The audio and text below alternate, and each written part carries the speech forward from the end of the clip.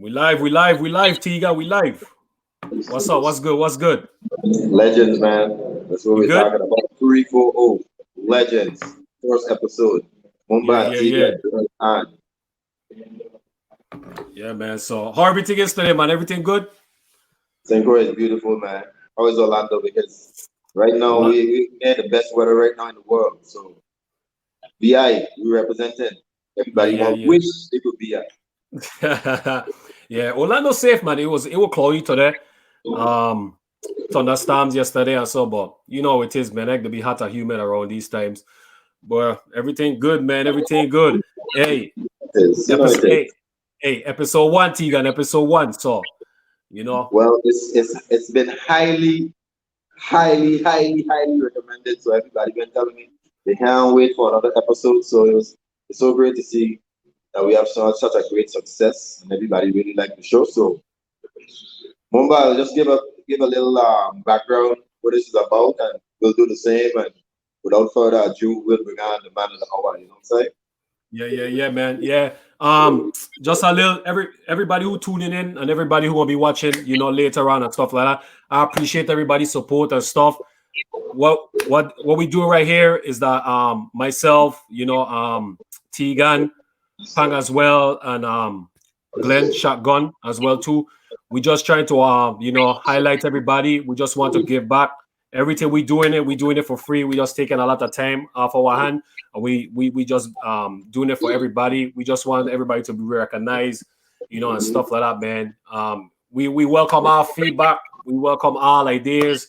Feel free to hit me up personally. Feel free to hit Tegan up personally, as well as Shotgun or Pang as well too. We're just trying to make the best thing possible and stuff like that, and we just want to benefit the island most and foremost and stuff.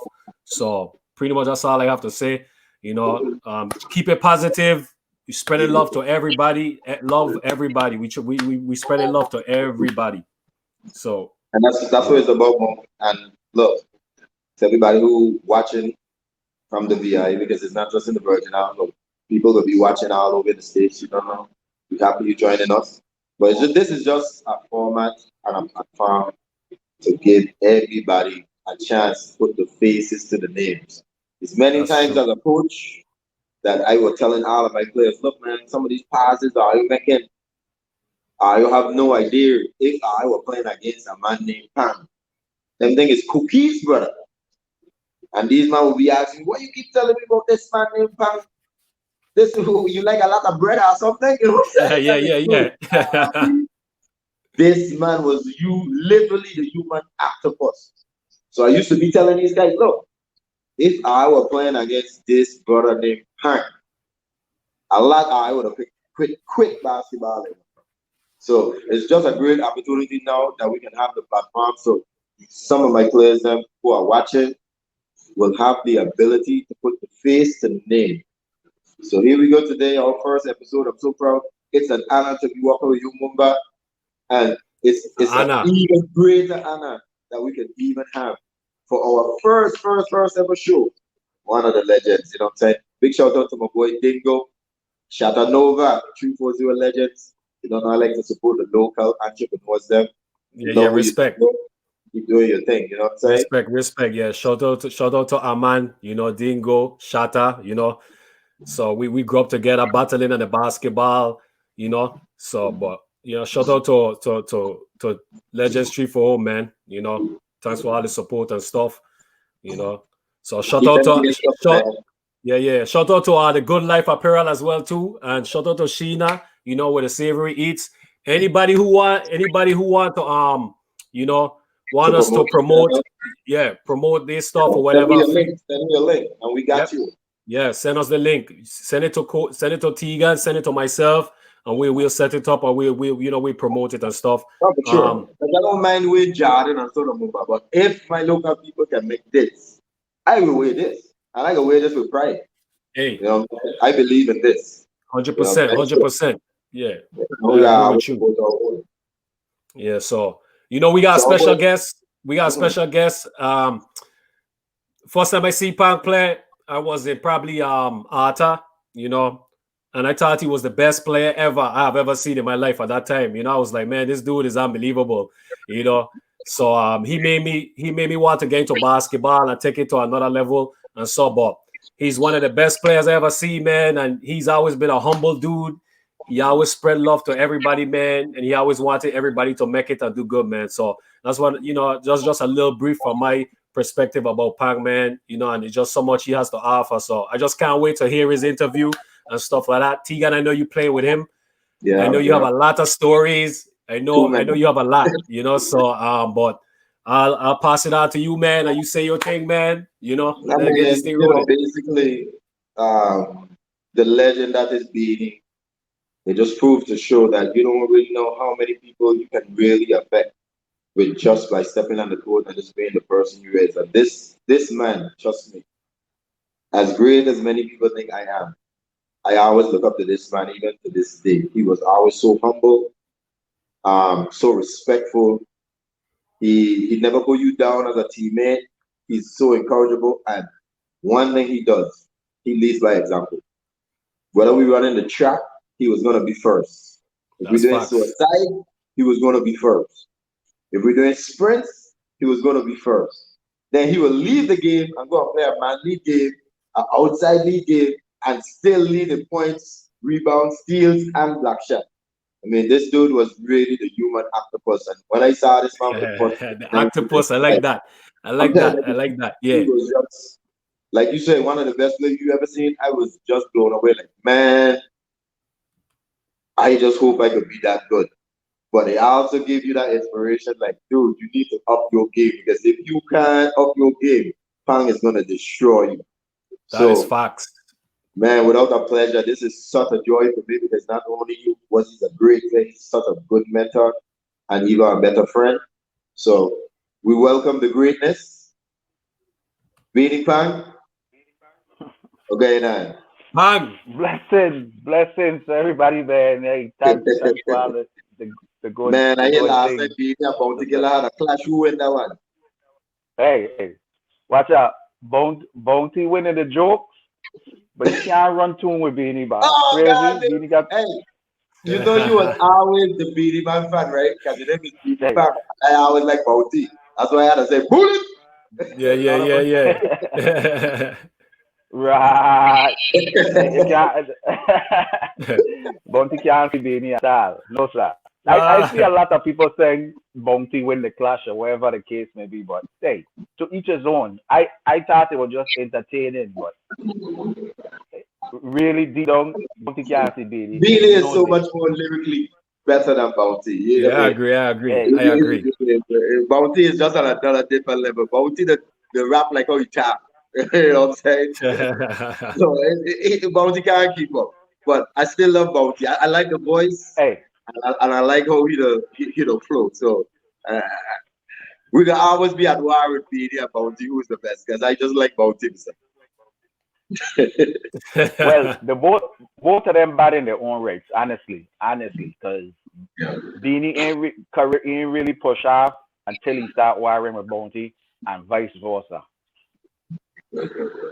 So let me just start this interview off, man, because I'm so proud finally that the Virgin get an opportunity to put the face to the name and the legend. Because you know me and me, you always talking. We've been friends over like 20 something years. I last count. So I always bigging you up when I coaching the teams, them and everybody keep asking me, so who is this Pang? You always talking about Pang, the greatest defensive. So everybody wants to know who the hell is this Pang? So finally now St. Croix got opportunity and the whole VI got opportunity to know the legend that you are. So I would just like to say, let me get this first question out the way. You're the only man I ever see that a man run out the gym and say, what's up? Just tell me which hand you to shoot with. Which hand you to shoot with, brother? Will you be right-handed or left-handed? What do you mean? Just tell me. Let's hear it. Let's hear it. We want to hear it. Ask him. We want Tell to me. okay, know. so Who will you be? A right-hander or a left-hander? Please. Let people know. yeah, man. So we played in a tournament in Iraq, and we are just I think we lose this tournament because we had to play 2 games back to back. We were the only team that played like 5 games that day. Yes. So by the time we get to the championship game, we beat them. It was a double elimination round. So we beat them the first game by a buzzer beater. I don't know if you remember the play, Tegan. Yeah. Coast to coast with a floater to beat the buzzer. That's your strength. That's your strength. Hey, we gotta play them right again. So by the time the first quart, maybe the beginning of the second quart, like half our starting 5 just start crapping up, because we don't. When we were playing, Rock was just sitting. Hurricane was just sitting down, resting for waiting for the championship game, and we had to play like 4 games all the other day. So by the time we get to them, our whole starting 5 were just cramping up, my son. So I didn't even finish the game because back then, man, ain't no more nutrition and taking care of your body and drinking a lot of water. I probably drink soda before the game, or when I thirsty, I go and drink some more soda. So we don't know about nutrition and then kind of thing then back then. But after the game done, we jump on a bus going back to the hotel. A Rasta man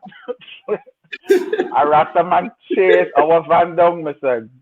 Stop the bus driver, my son. And all you can hear me saying is, my son, whoever number 6 be, I just want to know. I can't go to sleep tonight if I don't know if he's a right hander or a left hander. I just need to know this. Hey,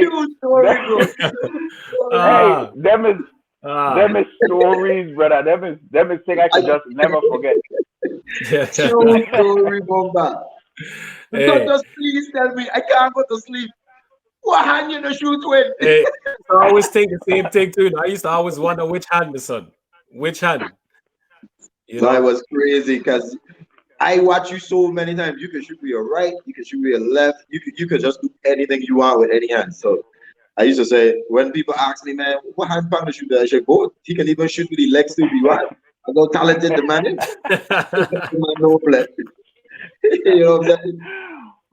Yeah, but how I get to use my left hand? Most of the time, most left-handers is already banned at my district. But when I was in the 6th grade, you know, we's bushman. So I used to like climbing tree. So I did in a tree jumping from branch to branch. I had a branch that I jump up and I grabbed the branch, but my momentum sent me swinging. So next thing I coming down out the tree face first, my son. So I put my hands to brace my fall.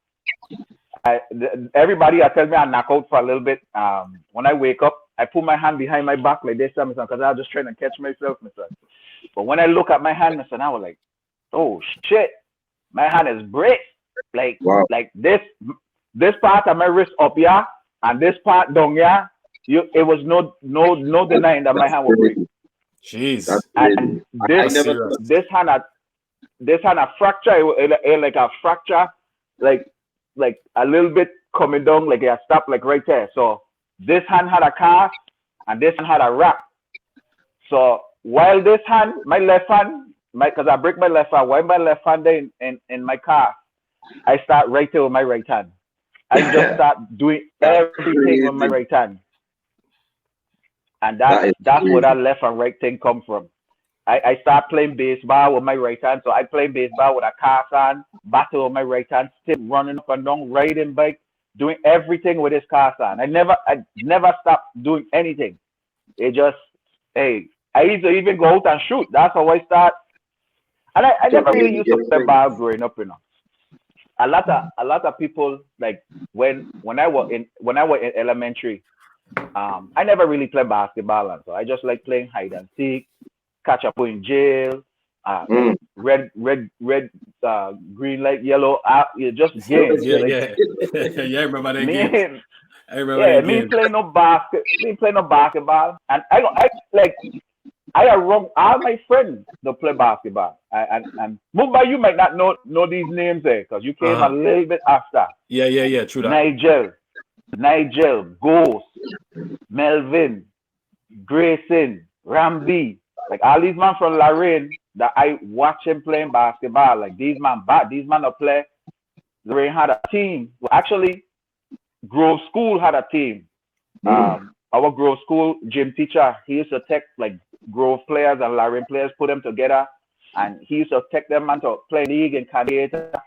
I ain't there nowhere on the scene. I used to just always see them man going, and when them man coming back. And when I get to like 6th grade, he started a little league in school, lunchtime in elementary. That's when the first time I ever started playing basketball. Never play on our court in Lorraine, not like that. Never. This is the 6th grade. That's the first time I ever played basketball. Wow, so that's crazy. He break up the teams them in red, green, blue, yellow. Everybody had a and I was decent. I play on a team. I don't know if I ever hear about a partner named Shaba. He named Marvin Martin. Shaba was the man in Lorraine. Our generation, not Shaba from Grove.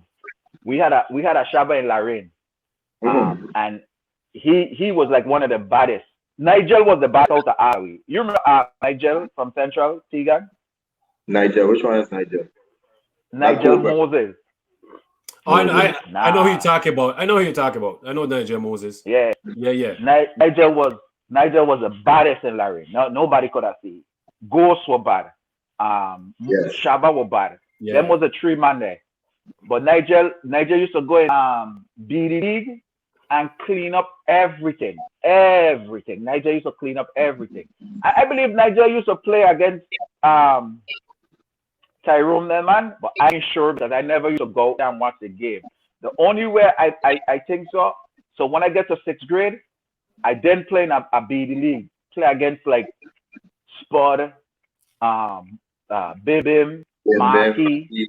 I even want to say Sammy being on this team, Sammy from Central. I ain't sure, but just some of them faces, like, who also, but I remember Doobie. I know you remember Doobie. Yeah.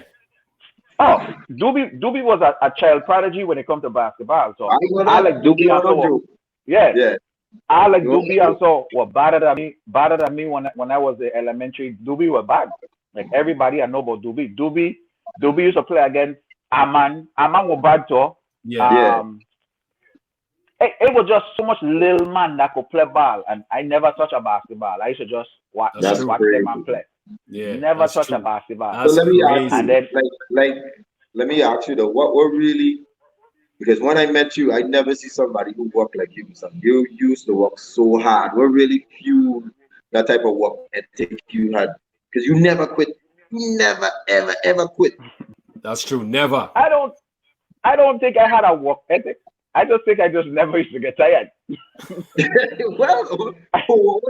used to just. That's the bread. That's why they call you pang is bread you were eating. How you get all that energy, son? No, I won't really tell the story where I get the name pang from. That's a Lorraine folk tale. Yeah, we'll leave that alone. Bread never quit. Yeah, well, I used to eat a lot of cornflakes growing up. I used to eat big bowls of cornflakes growing up. That's it. Lots of cornflakes. We know about that. Yeah, we know how that cornflakes work. Hey, I get into it not by choice. Single parent home. Mother really had too much, going on. Like true. So I used to have to eat what we had. So like a lot of days. Cornflakes make you shit though. Hey. I don't feel it. No, I don't. Anytime I don't try to stay away from conflict. That's one of the reasons I get this stomach. Yeah, the conflicts will make me bloated, like feel like a woman. Wow. Yeah, that's true. That's true. So I don't try and stay away from it, my son. I feel you. When I really had no work ethic, and I won't even say growing up I was the fastest or anything like that. I just had a knack for the ball. Like I don't take my eye off the ball. No, never. Yeah. You could do whatever you want with your foot, what you want to do with your dribbling. I just time in you. I watch you, I time in you, And sometimes I gonna make you do what I want you to do. You ain't gonna do what you want to do, unless you like really good. But and the only way you could really catch me, you gotta create some space between me. Because if I get up on you, oh, like I go in with that. Once my body touch yours, I go in with that. So that's a good one for my third question to you, because I always say you is one of the best handball defender I've ever seen. Like, what goes into that? What was your keys to be playing defense like that? Because, dude, the last time me and you did a national team and we did the pool together, I just make a layup, and all of a sudden I hear the crowd cheering because you steal and don't make another layup. I'm like, what the hell happened? I whip this man in back. I'm like, that was crazy. Hey, I think Man scared to put the ball on the floor. I can tell you one quick story. You remember the story I brought Pam to play open running JU when we first went to Jacksonville? And literally, Pam had the whole gym shook of dribbling the ball. He would rip everybody. That's how deadly this man was on defense. So, like, what were really your keys? Like, what were you looking for? Like, we already know you had good long hands and good reach, but there's something about your knack that I wish I had. I was good defensively, laterally, and flapping. You always used to tell me, dude, you don't flap too much. Yeah, you don't flap too much. Hey, that's 100% facts. That's 100% facts. I could steal the ball like bang. So I know 100% accurate. Mr. Flapper. What's that? He used to go down for everything. Everything this man going down at the ground farm. That's so true. His cars used to be 50-50. Yeah. He's going down for everything. But like, what was your keys? Did you have any keys? What did you see? Maybe some of the youngsters them listening now, like, what were you really saw in defense where you know, this is mine? Hey, just the way how they're moving, just like I could tell when a man shaky. I could tell when even though he don't know me, I could tell he don't really want to dribble around me. Like when I playing against solid ball handlers, like I don't really try to reach as much. I would move my feet, and I gonna just try to catch them slipping. I gonna play them as good as I can, and just try to catch them slipping. But most of the time, I just looking at that ball.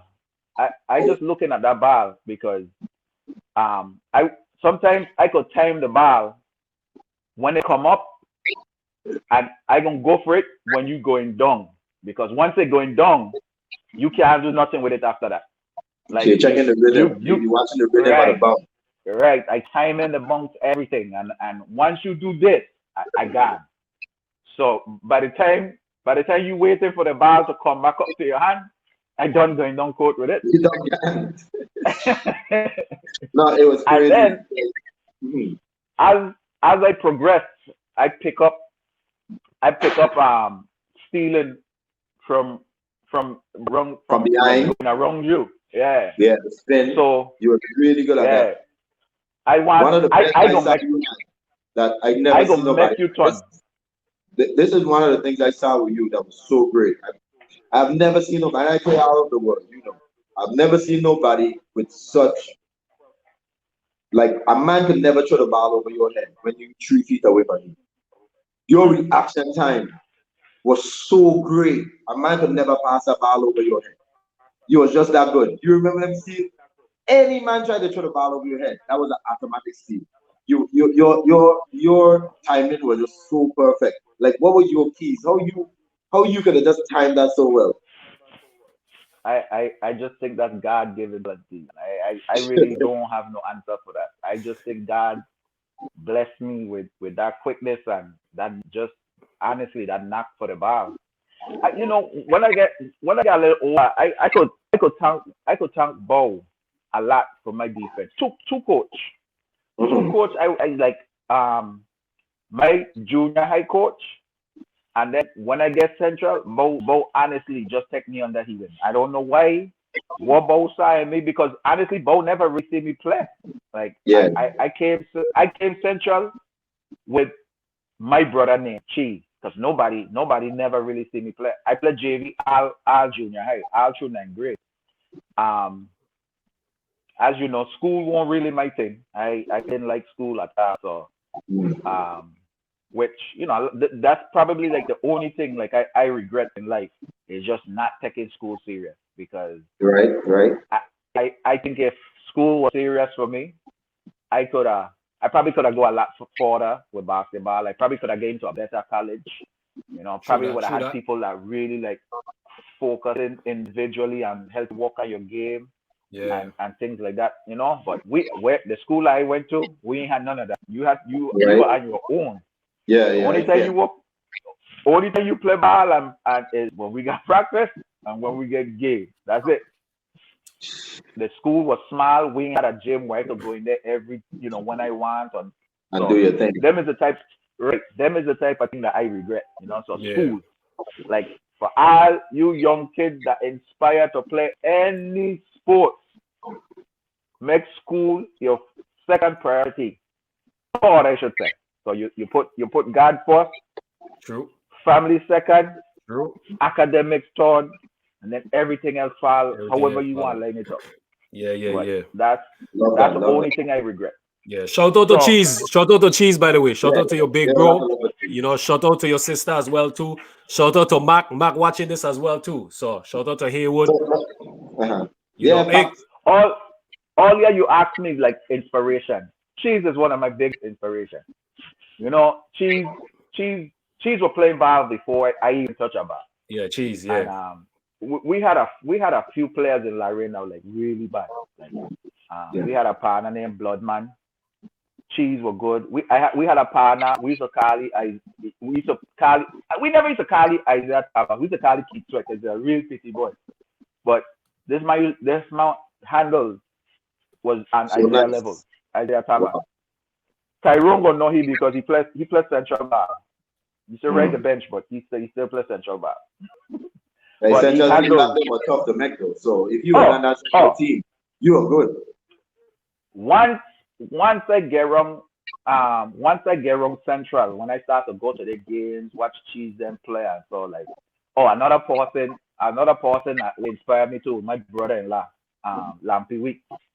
Okay. I see my boy drinking like 6 shots on TV. I need to get my shots up, Lampy.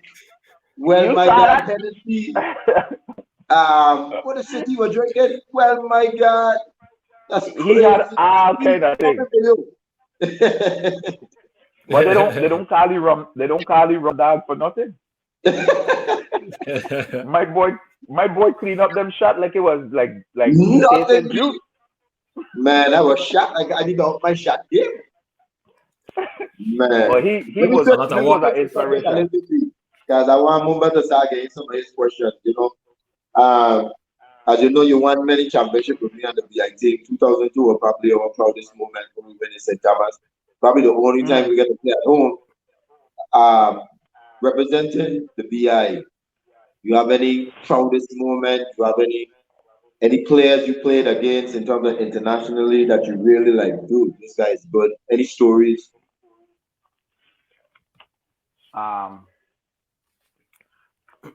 National team was good.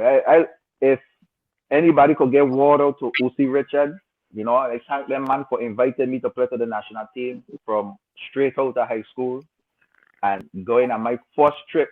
My first trip probably my most memorable. Oh, shout out to rest in peace to Rani. Rani always been good to me. Sure. Always. Rest in peace. Rest in peace. Rest in peace to Rani. Yeah. Even I get to see Rani a little bit before he passed. So Rani was staying right there in Jacksonville to do his treatments and so. Okay. Man, he used to drive and watch high school games and so. Shout out to Rani. Yeah, shout out to his family too, man. Yeah, shout out to his family by the way too.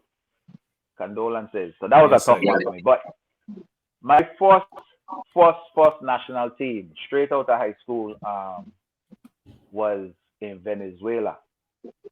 And I remember just being around Tyrone, Raja Bell, legends.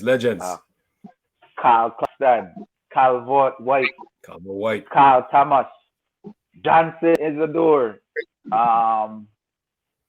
We had like Ali's man just take me under the wing, you know what I mean? And Yeah. nobody never treated me like a little child or nothing like that. True. Everybody used to just want me to go out there and do my thing. I didn't get a lot of playing time or whatever, but I just felt good being around these man. I admire playing. I know Ali's man, watching them man play high school ball around the area. So I just feel honored and just to be on this team, yeah, because I was the only young man on the team. So it was a good feeling. So probably my first national team play was my most memorable in Venezuela, because we were down there for like a month. We were gone for a while. That's a long time. Even while before we went down there, we went Rico for about 2 weeks. You know who been on that trip there with me? Bola. Oh Bola my was, God. Bola. The only reason Bola ain't go because he had get sick in Rico. So by the time I don't think he had get all his stuff together by the time we leave Rico. But for the most part, I know he had get sick when we were over in Rico. Wow. Yeah. So it was like I felt things were starting to progress for me when that happened. What was your best national team in terms of BI? What year? You remember? Because we always changing our team every year. What year you thought? Every year, yes. Every year. Selection of talent. I would say the year we went to I think we went. Was it Panama? That's when we beat Puerto Rico. Yeah. And you were running around, and then you stop and start clapping. We're supposed to that beat was them. you. We beat Puerto Rico 25 years, Bomba. We just beat Puerto Rico. Everybody rejoicing. Pang saying, "Why are you rejoicing? We're supposed to beat them."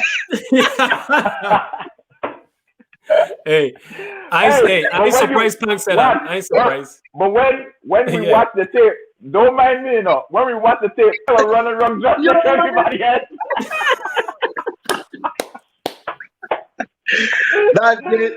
That was crazy. Uzi and some flying. That was the first time we beat Puerto Rico. So man was just tears was just flying, dude. You cried. I cry a little thing. Yeah. He got said a little thing. He cried a little thing. Tears of joy. It's two types of, it is, Pam. It's tears of joy, like, dude, finally overcome these dudes. Puerto Rico always whooping our ass, dude.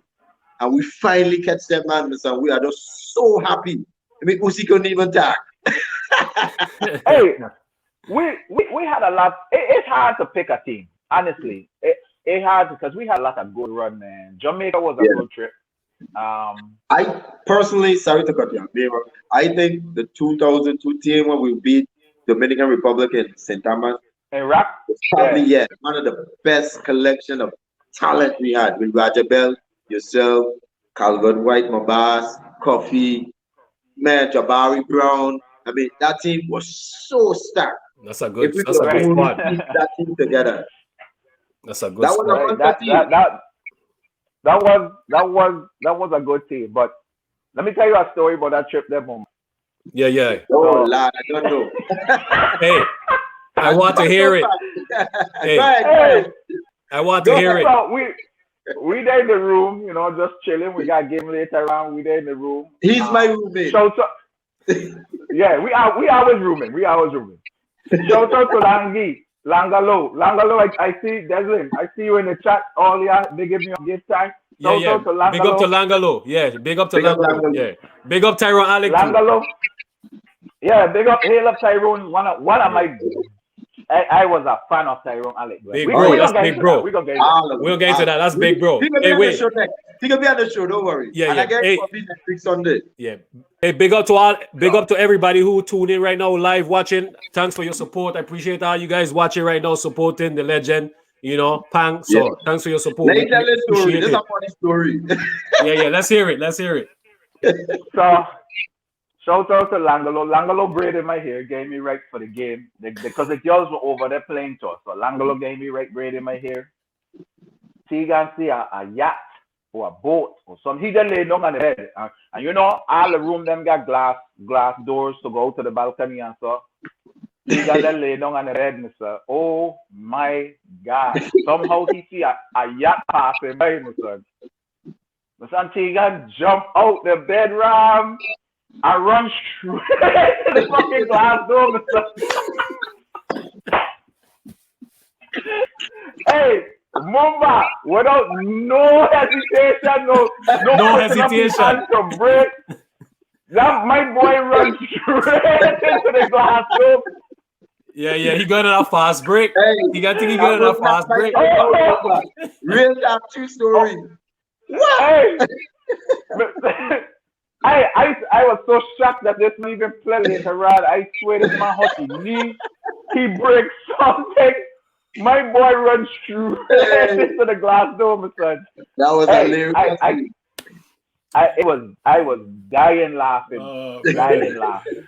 That's funny, Mr. That's Hey, that's the beauty about these trips. You know, find out so many stories, right? And we got a lot more. You know, we ain't gonna tell the whole world, but that was really crazy. That actually happened. I went straight headbutt into the glass. You know what was one of my best times when we been in Rico for the university game to qualify to go to. That was a good tournament. Did we win that tournament? Yeah, we beat Puerto Rico. Remember Puerto Rico? Okay. And we beat them in the final, and we blow them out by 25 to get a goal. Because they beat we first, right? Yes. And they were very cocky. And then we run them man in the finals, brother. Man. That's how we get to China. That's why we play Yao Ming. We ain't even know about Yao Ming. First player of the game, Coffee Dunk by Yao Ming. We ain't even know he's Yao Ming.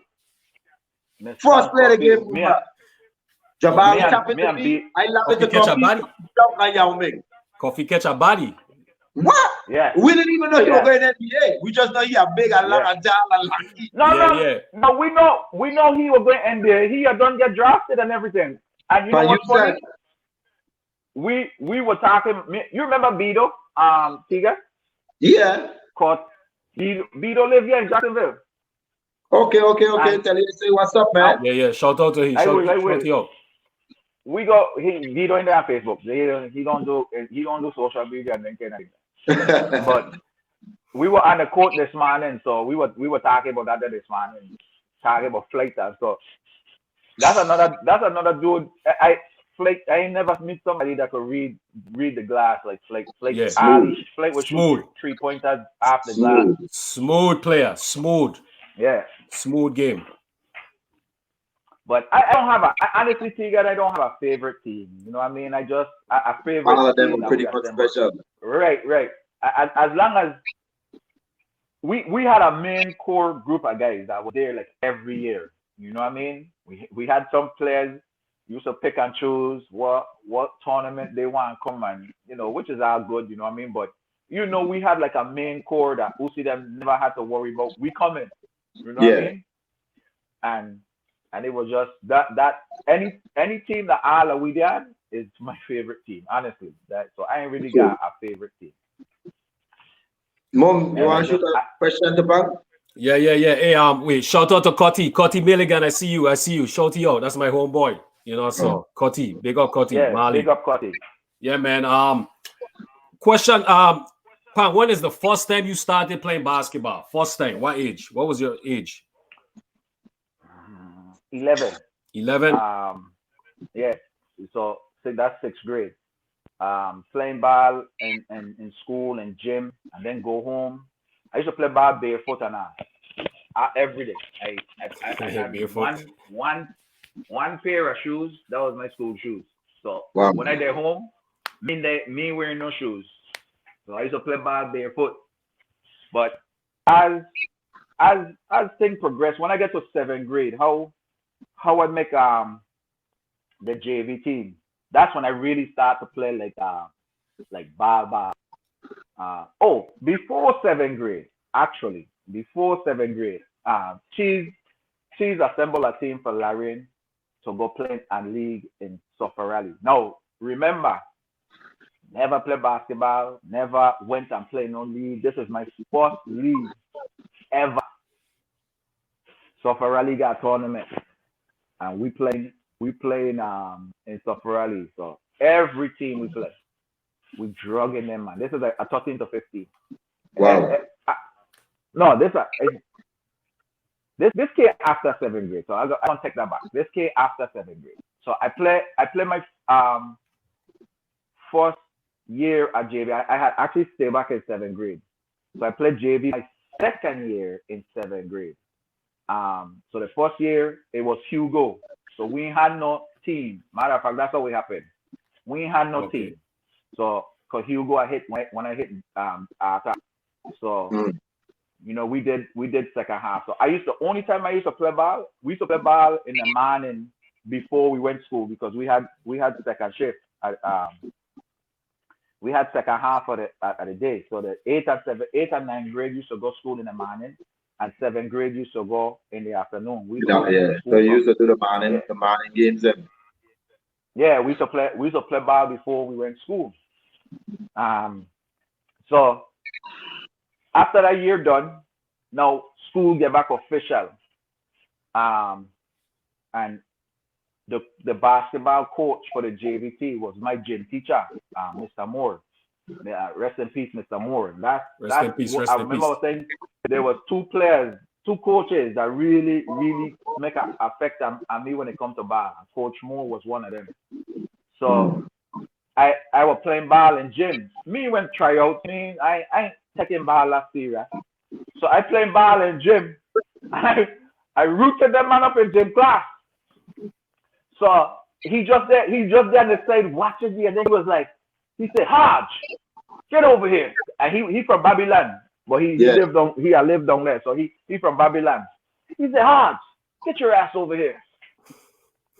So he was like, why are you try out for my team?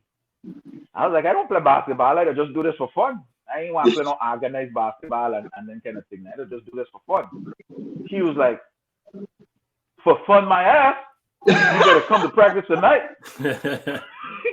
he said, you better come to practice tonight after school. And that was it.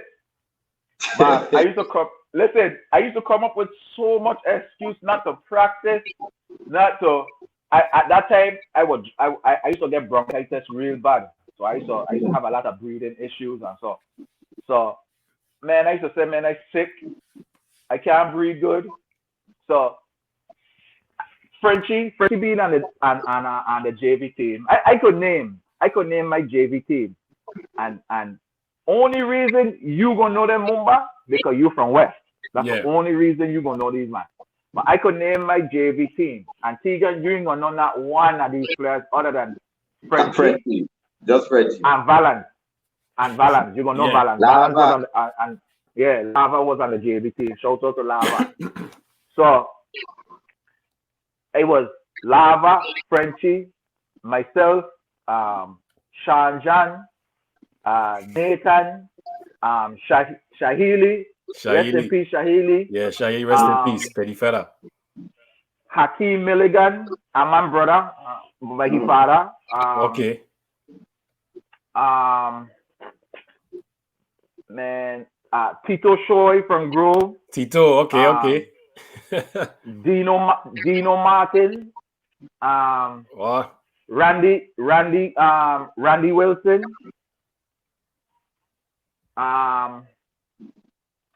A few more players. Hey. Good memory for real. The only reason I remember this, Tegan. I can't even remember my complex team. I only know Tegan and Tegan. I could name I could name everybody on complex. I could name everybody that was on the team in Central when I be in Central, and I never play a game. I did on a team, but I never play a game. But that's down the line. So anyway, so we used to play against some talent. When I name the other players from the other team that we used to play, you gonna know all of them. So I'm gonna start with Woodson. Woodson had Dowa, Kassim. The two Isadores. It was Vincent and Bob. He had a partner from Paradise, Clyde. Two people from Paradise, Clyde and Boogie. Oh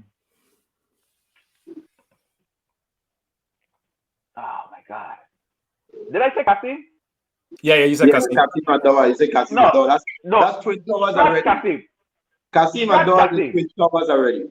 No, scratch Kasim. Kasim was in Elena. My bad. I messed up on that. But anyways, them man had players.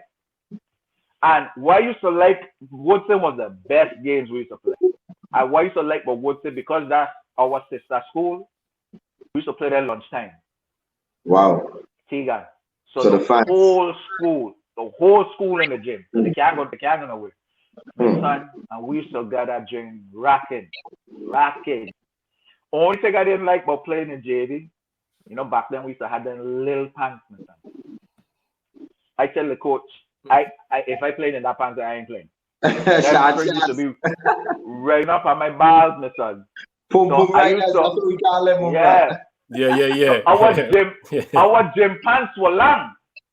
And I tell Mr. Moore, me playing in that there, can I play my gym pants? And he said, yeah. But nobody else on the team could play with it. All them man got play with them. Hey, and he was so strict. Watch out, he was so strict. No, you can't do round the back. You can't do no fancy dribbling and stuff. He will put you on the bench. Wow. And the only person could do any of that day is me. Wow. You got legendary status already. Oh, hey, yeah. It didn't take long. Honestly, it didn't take long. And I ain't bragging on nothing. It's just fact. Frenchie could tell you. It's natural. I wish he was on here. And that's what I tell you. I didn't think I had any remedy or anything. I think God just blessed me. He just said, you know what? I gonna give this dude automatic basketball skills. So that's really I just let me ask you, because me and you, we went Jacksonville together. So that was actually really cool that we actually lived St. Croix together. You went to Edward Waters, I went to JU. So we were very, very close in terms of our journey. It was very hard for me leaving St. Croix, being that we were so talented. Our game was basically one-on-one. We was artists of being one-on-one players. Team-oriented, but we were so skillful, we could do things one-on-one.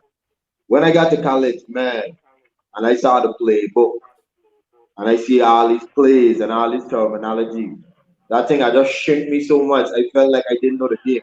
How it felt for you when you leave that type of game to go now to an organized game? How was your transition? Because a lot of people are saying, Croy, and I think you can just play my league and then just go out there and score 50. But they don't understand. It's a whole different game out there, playing professionally and organized. A lot of plays, you know what I'm saying? A lot of formation, a lot of detail. So how did you adjust? Hey, wait. Before you answer that question, right? That's a good question, Tegan, because it had somebody in the live asked that same question, a similar question. So that's a good question. So I don't know if I can see the question up here on the screen.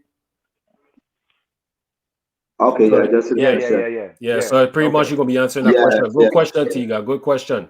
I mean, for me personally, before Park start, for me it was very hard. I mean, when I first reached the JU, no lie, this was our practice. We was there at 5 o'clock in the morning. The coach says, all right, let's get 2 sets of groups. I want the 1s and 2s over here. I want the 2s and 3s be the flyers. I want the 4 to be the trailer. The 5 guys supposed to follow the ball. We're going to go 2, 4, 6. Let's get 2 or 3 ball reversal. 1, 2, 3, JU, let's go. And everybody was like, they understand what the hell this man said. And I was the only man like, what this man just said? Me and all this man talking about. So I wanted to find a hole to put my head in because obviously he talking a different language that I didn't understand. You know what I'm saying? So that kind of, the game didn't change. My talent was still good. But that culture shift in terms of strategy and organization, I really had to take time to learn, kind of relearn the game a little bit. Well, I had a little cheat code before I get to school, so I probably was a little better off than you than when I got there, because when I went to Venezuela, that was right before I went to college. So, because I never graduate from school or wherever. I finished school in night school. I get back to make school your first your academic, your third priority. Focus on school. So I didn't graduate out of complex. So I remember I was working in Kmart, and one of my old counselors in Central, when I used to go Central, he just always text from my game. He always used to say one of his favorite players, Mr. Tyler. One day he was in Kmart and he said, man, it's so good seeing you, man. I just wish things could have happened different for you. And then he said, let me ask you a serious question. Do you want to go to college? And I said, anything better than staying here. So he said, when is your next day off? So I tell him my next day off. He said, I'm pretty much in school every day. This was summertime. So I'm pretty much in school every day. I want you to come up to the school, come by my office, and we're gonna just sit down and we're gonna just do as much college application as we can. I want you to do your did you do your financial aid? I said no. I said we're gonna do all of that. In one day, I do about 15 college applications. And one day, me and he just sit down in the office and we just do about 15 college applications. Gee, that's a lot. And which I really, really appreciate up to this day, because ain't nobody else do that for me. Nobody else do that for me. Nobody tried to get me into school, nothing. And this man just, out of the kindness of his heart, just take a day out, some time out of his day, busy time, and we just do like 15 applications. Now, when I did that, I was practicing for the national team. Not too long after that, matter of fact, he come and meet me at a Manly game. After a Manly game, he talked to me, and so I was playing with Top Gun, Tyrone, all them man on the team. So I still a young gun. You know what I mean? Yeah. Still a young gun. So Dave, all them man, Weasel, I even want to say Lampy being on this team here. We had a big squad. Rest in peace to Dave Hansen. So, rest in peace. That I ain't think I saw too much man had, other than Tyrone. I ain't think I saw too much man had more heart than he and the coach were. Olo, rest in peace to Olo. Rest in peace to Olo. So I went after Venezuela to do my trip, and so before I went to Venezuela, I did all the application. So when I came back, little did I know, Frenchie did the same exact thing. Frenchie did some application. Same thing. He went up to the school, did some application with Mr. Tyler. And when I came back, I came back like on a Wednesday. Frenchie, I left for Jacksonville that Tuesday. So Jacksonville I had like a few offers. I had schools in North Carolina, South Carolina that accepted me. Some of the same schools that was in the conference that we play against. And because Frenchie went Jacksonville, all this time me know you committing to Jacksonville, and all this time me know them thing there. So only reason I end up in Jacksonville because Frenchie went first. So I came back from Venezuela on a Wednesday. Saturday, I got on a plane to Jacksonville. And yeah, thanks to Joe, Top Gun, helped me with my plane ticket and big shout out to Joe. Big shout out. Joe Jabba do a lot for a lot of people in my league. Even if you wasn't even on his team, yes, he did a lot for a lot of youth man in my league. So shout out to Joe Jabba, and I ain't speak to Joe in a long time. I wish I could see him the next time I go. Big shout out to Joe. He put me on a plane that Saturday. Now, when I came Jacksonville first, oh my God, I was instantly homesick, my son. Instantly, I wanted to go back home. We didn't have no power in school at the time I came there. It was just pitch black and campus. We ain't like Tegan. Tegan got a big Apartment. Campus. Yeah, them man got apartments. Them man got everything nice at the school. Them man Living the life. gated. Them man got gated community. Living And the good life. Total opposite. I there in the smack middle of the hood. The ghetto. That is the ghetto. Literally in the ghetto.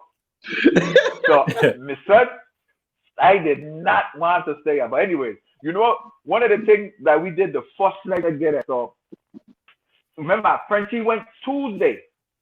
The Tuesday when I of that week there. By the time I got there on Saturday, Frenchie know everybody in school. Everybody. Jeez. So it make the transition a lot easy. Frenchie was loud, he was crazy. So everybody just gravitate to this man here, brother. Yeah. And this man introducing me to everybody. And we had some Bahamians that was in school. And the Bahamians, they're going to the strip club. That was the first night. We went to a strip club down the street. All them thing is around our school. Yeah. Literally next to my dorm is a liquor store, and on the other side is a gas station where every other night somebody getting stabbed, shot, robbed. Yeah, man. Real time. It was just rough. I remember a time I come to one of your game and people walking over a man who get knocked out, and this man just there on the court like, bro. And everybody just walking over, he going to the game. That's like, this is really the court team. It was rough. It was rough. What's that? Orientation night. I miss orientation, but orientation night when parents, everybody bringing their kids school, getting ready to drop them off. A lot of kids didn't stay that night because somebody got shot on campus. It's crazy. Listen, the first day at school, somebody gets shot on campus, so a lot of students didn't play.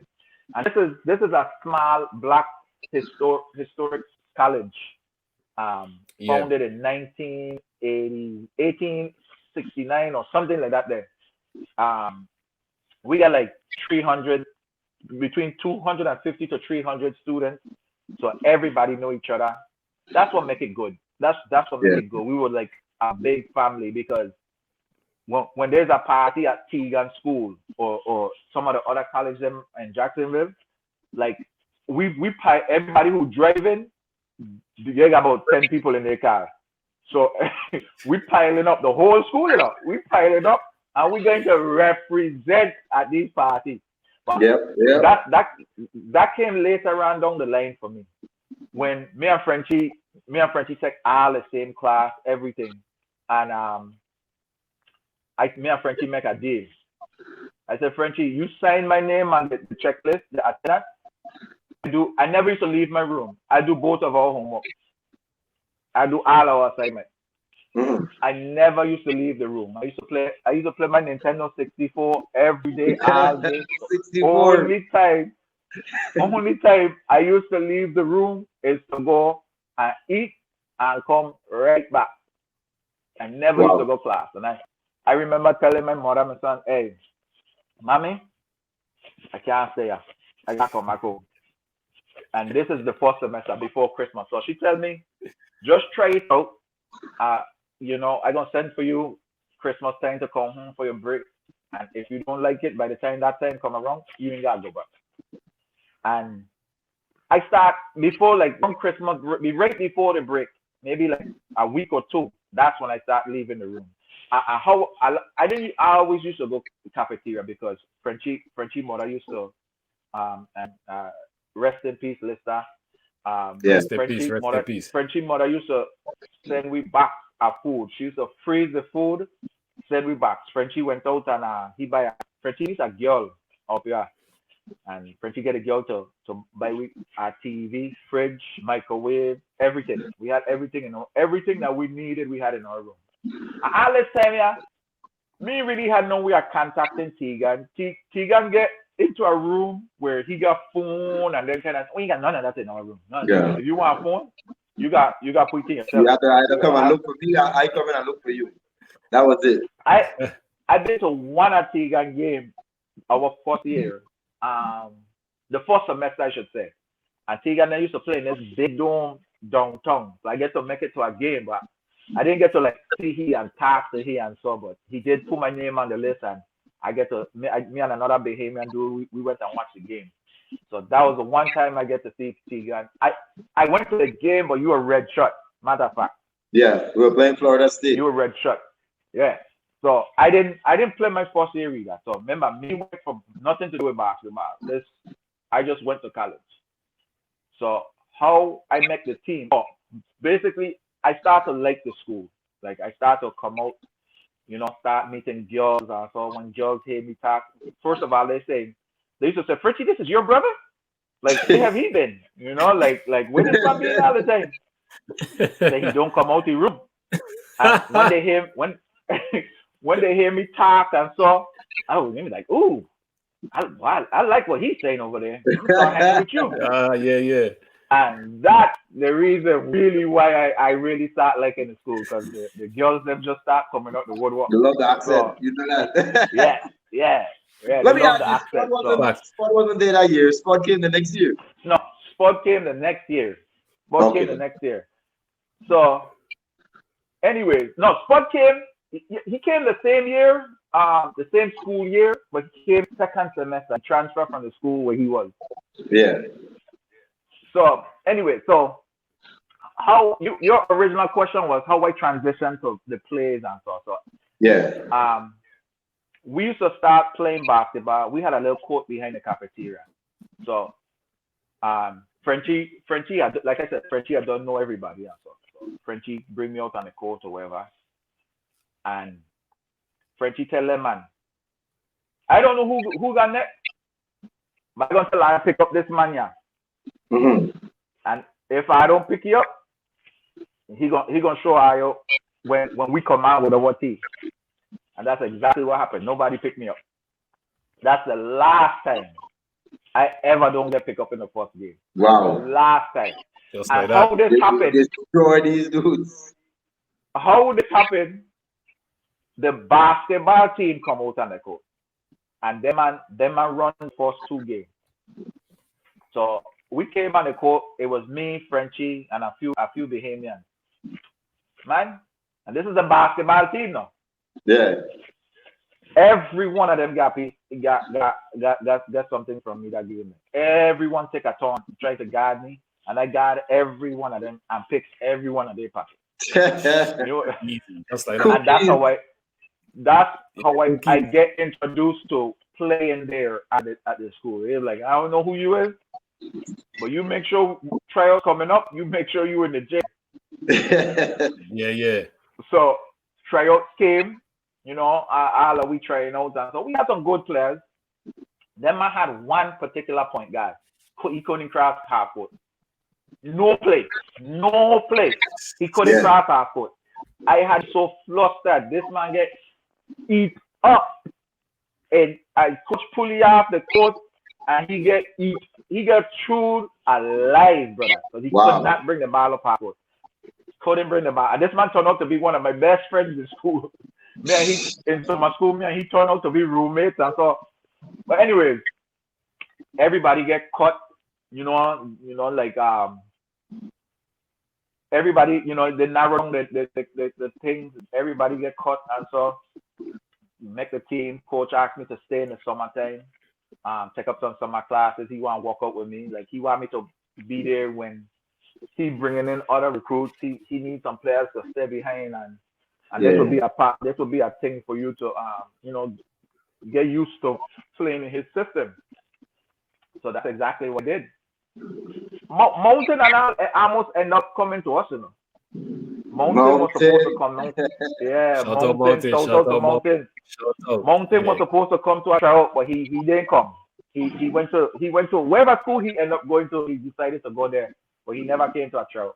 Okay. Anyway, so stayed to walk out and so with them over the summer, and because I stayed, I missed a trip that Ayo went on to again. I think Ayo went to Cuba. No, I went to Honduras. Mm-hmm. You remember going to Honduras? No, not Honduras. Probably Mexico. What's your first trip? After Barbados. Remember, I get sick in Barbados. I went Barbados when I dominated. the next year. So I think that's probably 2001. That's 2000. Okay. 2001. Yeah, that's 2001. Yeah. Okay, well, you didn't go on that trip. Well, Coffee went on this trip. I think they went to Cuba, Honduras, and Cuba. Coffee went on this trip. Yeah. That's when Coffee get introduced to playing there. But I'll let him tell his own story. I came home. This is the year me and you meet up in my league when you were playing with Running Rebels. Yeah. And you were with Top Guns. Yeah. And so we meet up in my league in the championship. Like you said the other day, I were running the league. I were undefeated. Yeah, man, I was bossing the whole league, man. Right. I were undefeated. I think you twist. I would probably would have win the tournament. You know, I could say no. I wouldn't have said back then. Yeah. I probably would have won championship if you didn't get hurt. Honestly. Yeah. But probably I should have probably played them first two games. Them first two games I didn't play. And then and Haywood, I was talking to Haywood and stuff, and you know, Haywood is like a father to me, a father to us. And he was like, look, man, your scholarship is more important than any little man league game, because them time I did have scholarship. So I don't want to mess up my ankle. But you know, I had to come back because I was blowing out our team them so bad. And then two teams are loaded because they had you, Coffee, and Zoro and Top Guns, right? And they had me, Shotgun, and Terry Simon, and Cobra, and Roddy Rebels.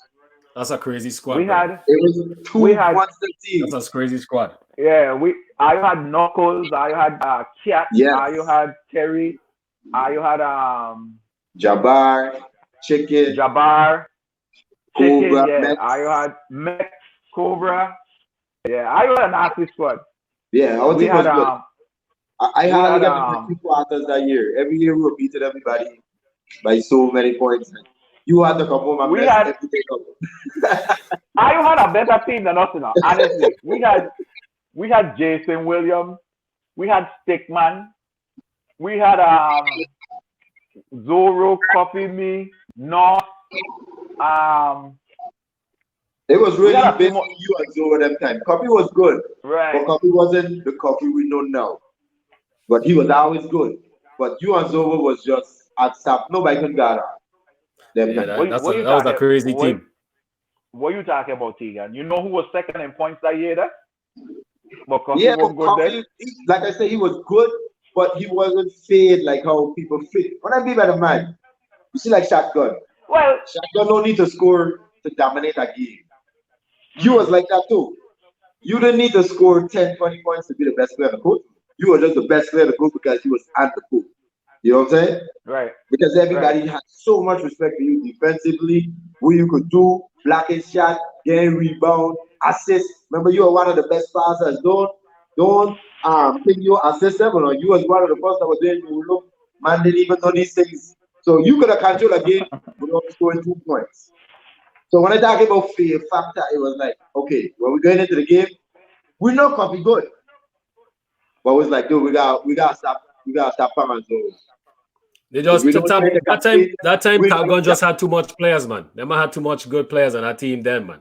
You got Coffee, you got Pan, you got Zoro. It was loaded. Yeah, that's a crazy team, man. Well, we definitely win that because Tegan get hurt. I ain't even gonna sugarcoat nothing. We definitely win that because Tegan get hurt. Tegan, first 2 games he had like 46 and 40. 46 and 48 when I came back. Yeah.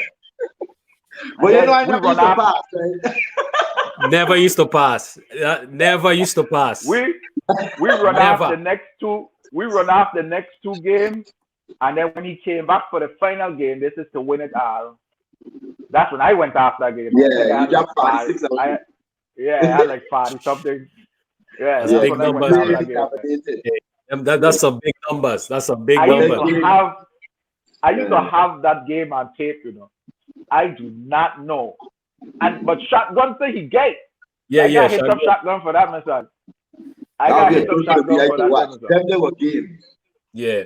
Hey, I got a quick question. From one of the posters they're watching on the live.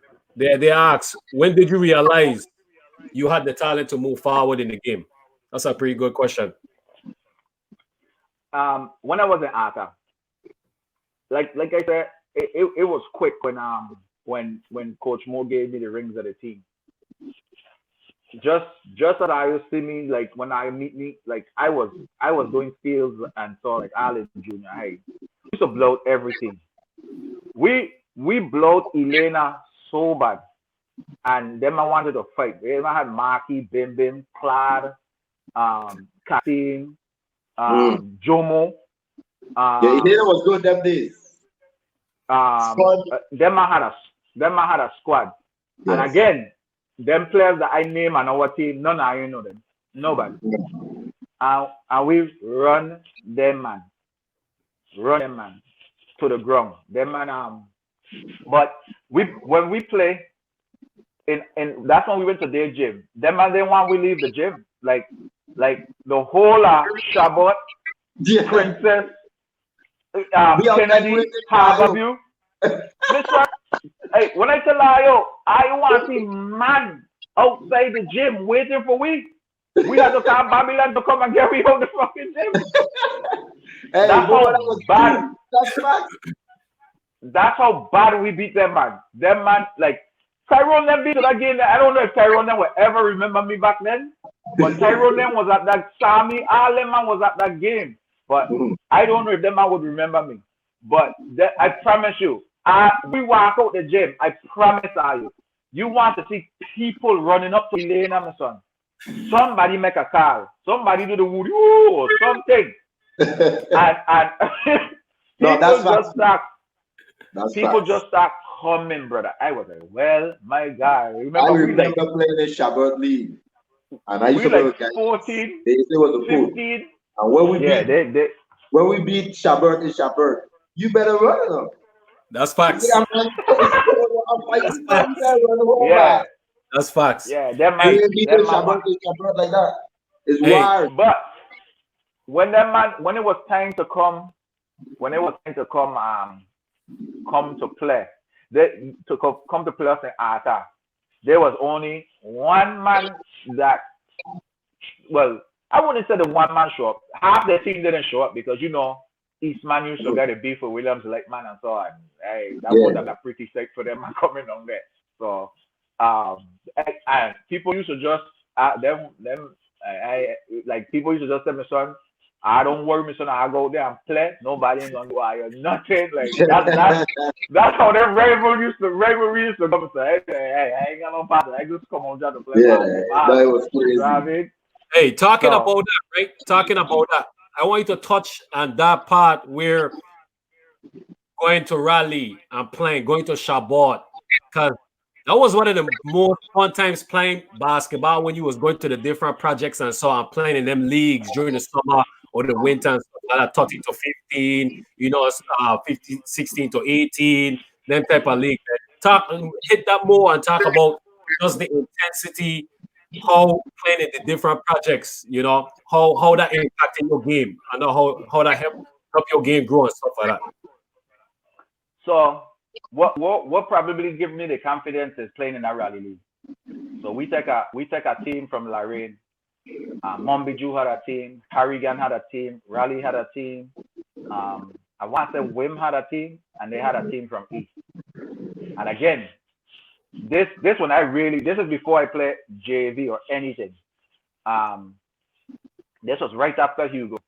And we cleaned up the league. We didn't lose no game. We went undefeated. Our team was so good that they picked an All-Star team to play with. The All-Star game. That's crazy. For the All-Star game. And I went home with every trophy except for 2 trophies. And I should have got that trophy too. Which one? Valence win assist. And we all know Valence don't pass. Valence do not pass. Investigation in Sapa Rally. I can't just go to jail. That is a trick. Hey, back then, Valence didn't pass. So anyway, that's beyond. And then one of my favorite players at the time, I used to love playing against this man. Yeah, Harrigan had a player. Oh my God, I can't remember. Papito Peterson. Oh yeah, Papito Peterson. Oh, Papito Peterson. That mother Scott nice. Yeah, great. He was nice. Yeah. Yes, he was nice. So he went rebound. And them is the only 2 trophies I didn't get. That's what they win. Everything else, steals, Everything rebound, else went assists, to points. rebound, block shot, point, steal, and MVP. And then the championship trophy. And then Yeah, you're for the listening to the legend. That's what we tell you. He's a legend. Legend. he was a legend from birth. It's Facts. crazy. and then the All-Star game, Nigel win MVP. So 3 trophy me went home with in that league there. Nigel win MVP in the All-Star. Nigel went off in the All-Star game. But that was my running mate right there. Nigel, between me and he, nobody getting up half court. Like we were just Chiefs used to have we pressing back then, and we were just running, man. And that's when I get to Arthur JVT, that's all we used to do, press our game. We used to beat teams like 102 to like 5. Yeah, we were just killing. That's crazy. But that's actually wicked. That league, the Soccer Rally League, is really like propelled my confidence. And I used to be nervous because I never really used to travel out of Lorraine when I was a young man growing up. Lorraine was my life, school, and right back in Lorraine. And if I go anywhere, it's Soniel. That's it. So let me ask you now, let me switch a little bit. I got 2 more major questions. And Mumba got a lot of questions for you too. You won't believe how time to fly, right? So here's one of my questions. Hour and 15 minutes. As one of the greatest defender, and I always have you like the #1 rank. I'm not biased because you're one of my best friends. One of the best defenders. Who are some of the toughest players you had to play against that you say, wow, this dude is really good? I know you had an opportunity to play against Kobe in 2007. Other than the NBA players, because we don't know them man good. Who out there internationally, like a Carlos Arroyo, or somebody who you play that you say, man, this guy you're good? Barrera. Well, you said outside the NBA? Yeah. Well, he played for Puerto Rico, so he's acceptable. So Barrera. Barrera for Mavericks. He don't waste a dribble. Like he dribble with purpose. And as small as he be, he is very, very smart with that basketball. Yeah. And strong. He's very smart with that basketball.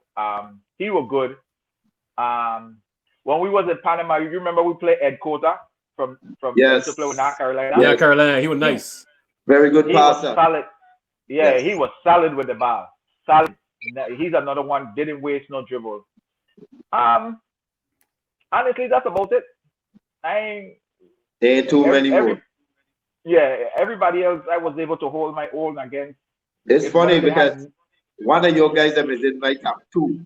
Like Barrera, like you said. Barrera, a lot of men will see he is small and miniature, but as fast as we were pretty fast. This dude, right. He is faster than how you look at table. Once he decides to go, he's very hard to stop. Right. And then when you can shoot too, it's not easy to guard him. It's really not easy. He's tough. Yeah, he's very tough. Very tough. You ain't stealing the ball from him. He's the type of player you don't go for reach because he gonna make you. He don't go for steal because he gonna make you pay every time. Not 1 or 2 times. Every time he gonna make you pay. Every time he into the play with. Not into play with. Carlos Arroyo was good too. But more flashy. He was more of a player that we see all the time. Plus, we was in his group, so we really wanted a piece of he too. He is good. Right. Don't get me wrong, but we wanted a piece of he. You know what I'm saying? He was definitely there from day one when we started playing. He was definitely there the whole ride up playing against us all the time. Mumbai, anything? Yeah. Who was the toughest player in the VI to guard? You playing defense. Who was the toughest player you played against in the VI that was toughest to guard? So before I met Shotgun, Paradise had Paradise had a player named Ichi, Steve Hughes. That's probably that's probably one of the hardest players to guard at my size because I was small. Yeah. He was the hardest dude to guard coming up. Then Shotgun. Shotgun was shotgun used to get so low with the ball. It used to be hard to like couldn't really steal the ball. shotgun. Yeah, Yeah, and very hard. he come in, he putting his body out by your knees and like pressing his body into you to try and get around you, and somehow he used to get around you. So he used to force his way in there, brother.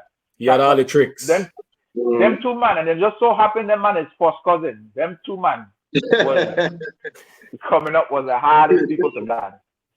At that age, until I start meeting like Boy, Bulla, like them two players, Boy and Bulla. I didn't have to guard Tyrone. How about Tyrone? Did you guard Tyrone? I didn't have to guard Tyrone them man because they been on my team. So I didn't have to guard them man. But there was one league, one man league, that Tyrone played with Ujima. But I was a young buck. I was like in 7th grade playing in my league at Arthur. I was like 13 years old playing in my league at Arthur. Not 13, 14 years old playing in my league at Arthur. And I remember I keep forgetting this man name. What my brother name? Bush? Say again. Bush. My brother. Yeah, Bush. And I remember going for a layup, son. And I scrawny, like 14 years old, like probably about 5'9", you know, short, small, scrawny, just nothing but skin and bone. That's why this man pulled me so hard. Wow. That's when I really know Man League was serious. Man League is different. That was the good thing about Man League, man. You know what? Man League was like basketball in the 80s with the Detroit Pistons. Yes. You know, like when you're young and you're coming up in Man League and you one of the hottest players in the VI and you come to Man League, they're gonna let you know, like, yeah, this is a different ball game, yeah. You're checked. Yes. So you know, that was the fun part about Man League, man. And leading up to that, this is my next question. How was your experience like going into Man League? The first time you going into a Man League game, what was your mentality going into the game? What was you thinking about? Man, I was so scared, and I just used to be like, I hope I get playing time. I hope, because I played against like these are grown, hard working headsman, construction man, fisherman. Like grown. Yeah, like Baker, Earl, and Pushers. These men are so big and lock. Well, my God. Hey. I was playing with Fireback. They would used to be bossing up man face. The boss. Dude, when I tell you, son, I that's when I like really fast. I used to see like Mac, Zorro, them man play on a nightly basis. Like Jesus would take me to the game all the time. So even when I'm playing, I used to go and watch them play, and that's when I really, really start getting into basketball and hanging around basketball players and so on. Nice, yeah. My mentality going in was just, I just hope I could keep up, because these men were stronger, faster, smarter. Yeah. And it just took me a little bit to get used to the game, and this is one thing I always had. I just need to see you play a few different times, and like I know your tendencies. That's it. Easily. And, that's like, again, that's just one of the things God just blessed me with. I just need to see you play a few times. I can just start reading your tendencies. Zorro is the first man I ever see. This man will dive on the floor to steal your ball. Like I remember. I remember. Yeah. I remember dribbling, and this man dive and lay down on the ball while I just dribbling. Hey, I see them do that all the time. Roll over, give the side up, and go and catch an alley hoop. Like, I was like, somebody come sub me, brother. Like, the man was so good at doing that. You know that move he did when he threw the ball up and then dunked it? I really couldn't dunk that time, so I laid it up. I actually teased that from him. But because I get high like he, I used to do the layup. Yeah. Hey, that's who you get from. I used to see Zorro do things I never saw people in the NBA do.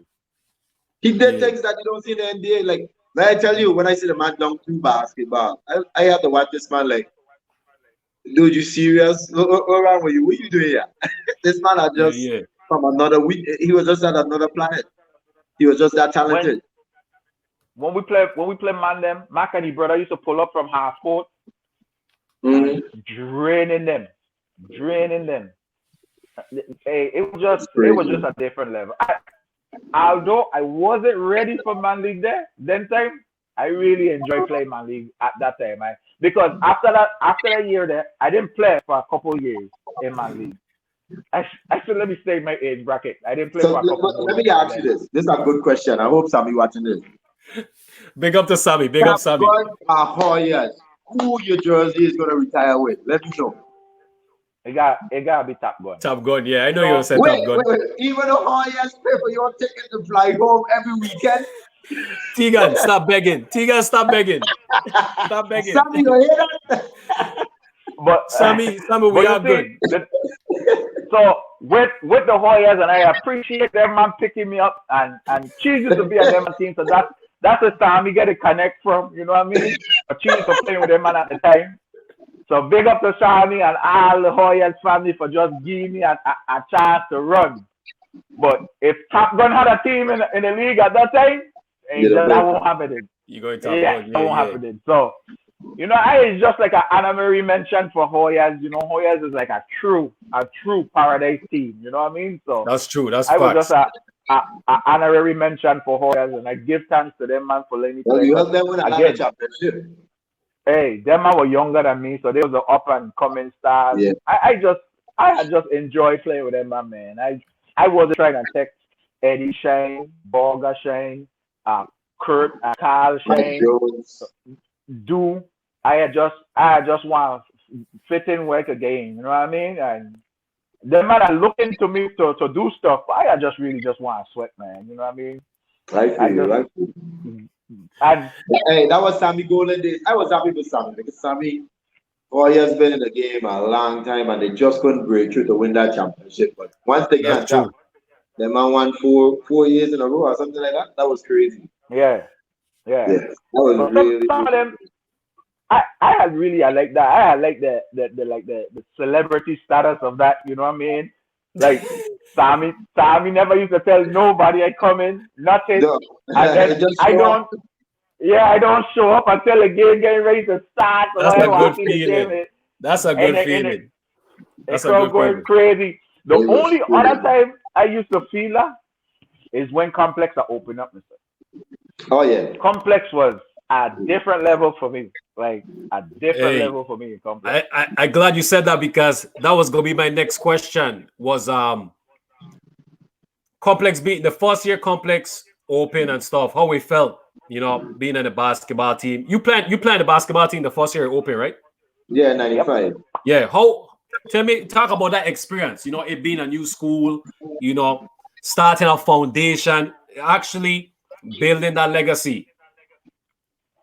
So I knew I was going to be on Complex team because when new school I built, right before school start, I went on a trip to California with Mac. I actually recruit Mac on this trip, honestly. Coach Haywood, let me let people know who he is. So they understand who he is. Coach D. Haywood, everybody's favorite gym teacher. Yeah, man. I had two partners from Lorraine that I grew up under. Them I used to work for Dolphin Airline on the airport, and Dolphin was sponsoring a tournament out in California. So them man was recruiting teams to come and they paying for the trip. So the two partners them came to me because they know I starting to make a name and they know I is good from being a Lorraine playing ball like them man. So them man asked me for players that I think that could make the team, and them man even named some players and so I went and recruit Mac for the trip.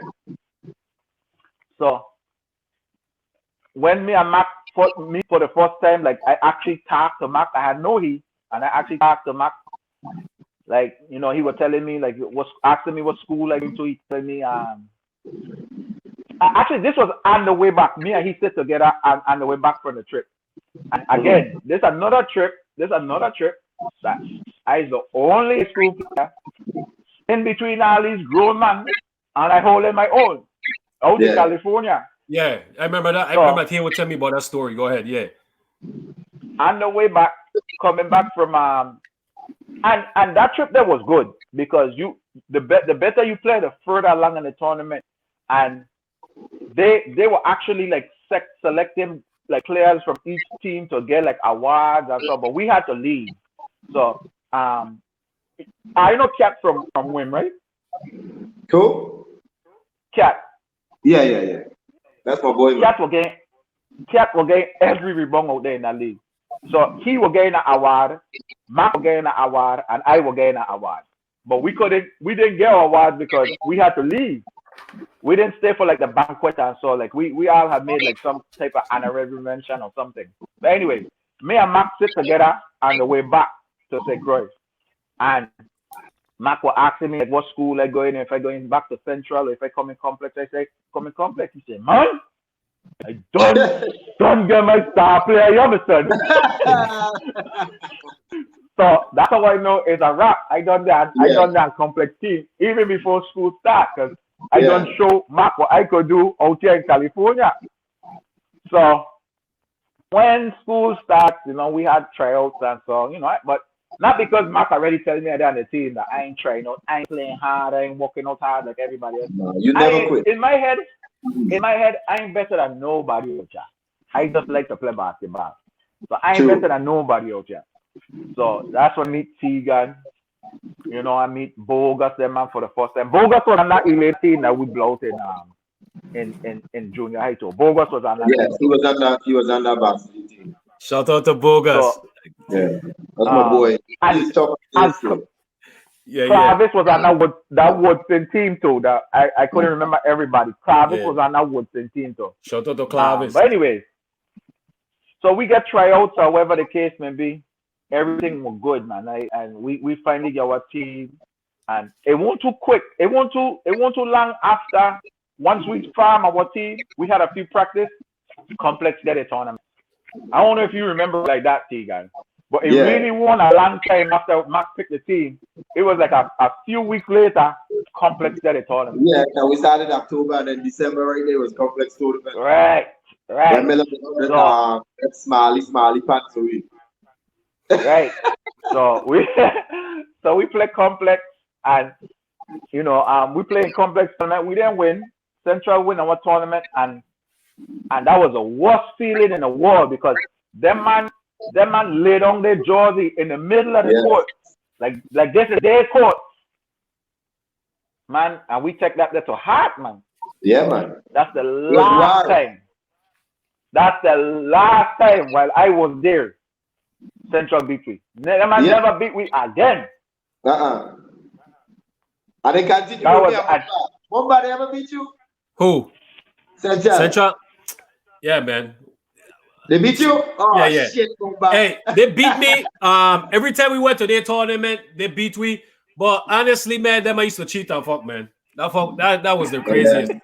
You go to Central and there's a bunch of crazy cars and all kind of heck. I get kicked out one game. That's given. We can't really complain about that. Yeah. I'm always complain though. I will complain for the rest of my life. I was committed cabinet.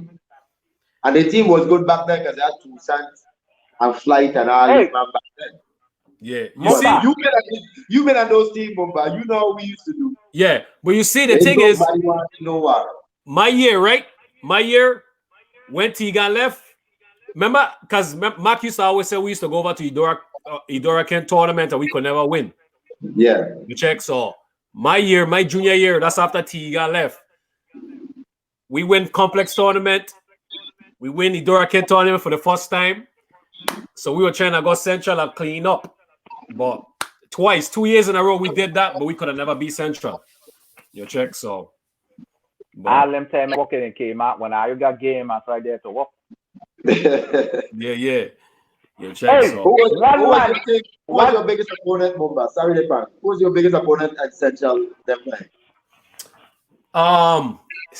Okay, so my junior year, right? It had Flight was still there. Tyrone Woodley was there, and Jason Williams. I think it was Jason. What you last name? Williams. Yeah. Them three, man. There was always trouble. You check. So, but I used to I would mostly face up with Tyrone and Flight. And That means Tyrone transfer from complex because I remember Tyrone yeah, been on TV. yeah, Oh, yeah, Tyrone get kicked out. Yeah, he get yeah, kicked out yeah, of complex. yeah. But I mean, equally, man, them two, man, because I would probably lean towards Tyrone more just because me and Tyrone were cool and he had that killer instinct where he was always gonna come after you, come after you, come You want after man you. child. You want Yeah, easy. you are my child. You check. Fly Yeah. was more smooth and relaxed and but so I said Tyrone Woodley. Shout out to When I Tyrone, meet man. not never even used to play basketball. Hmm. That's That's crazy. another one I take on them my wing tour when we were coming up. Mumba, what before I go forward, one man I got big up that used to be on my junior high team that I wouldn't know about either is Javan Maynard. Oh, I know That's like my Javon. brother. Hey, that's Yeah, big bro. That's big That bro. yeah, that's like my brother. So me and Hey, Javan, we are always cool because we were in class together, so we were always close. yeah, yeah. I'll tell you He this. had met Oh, go ahead.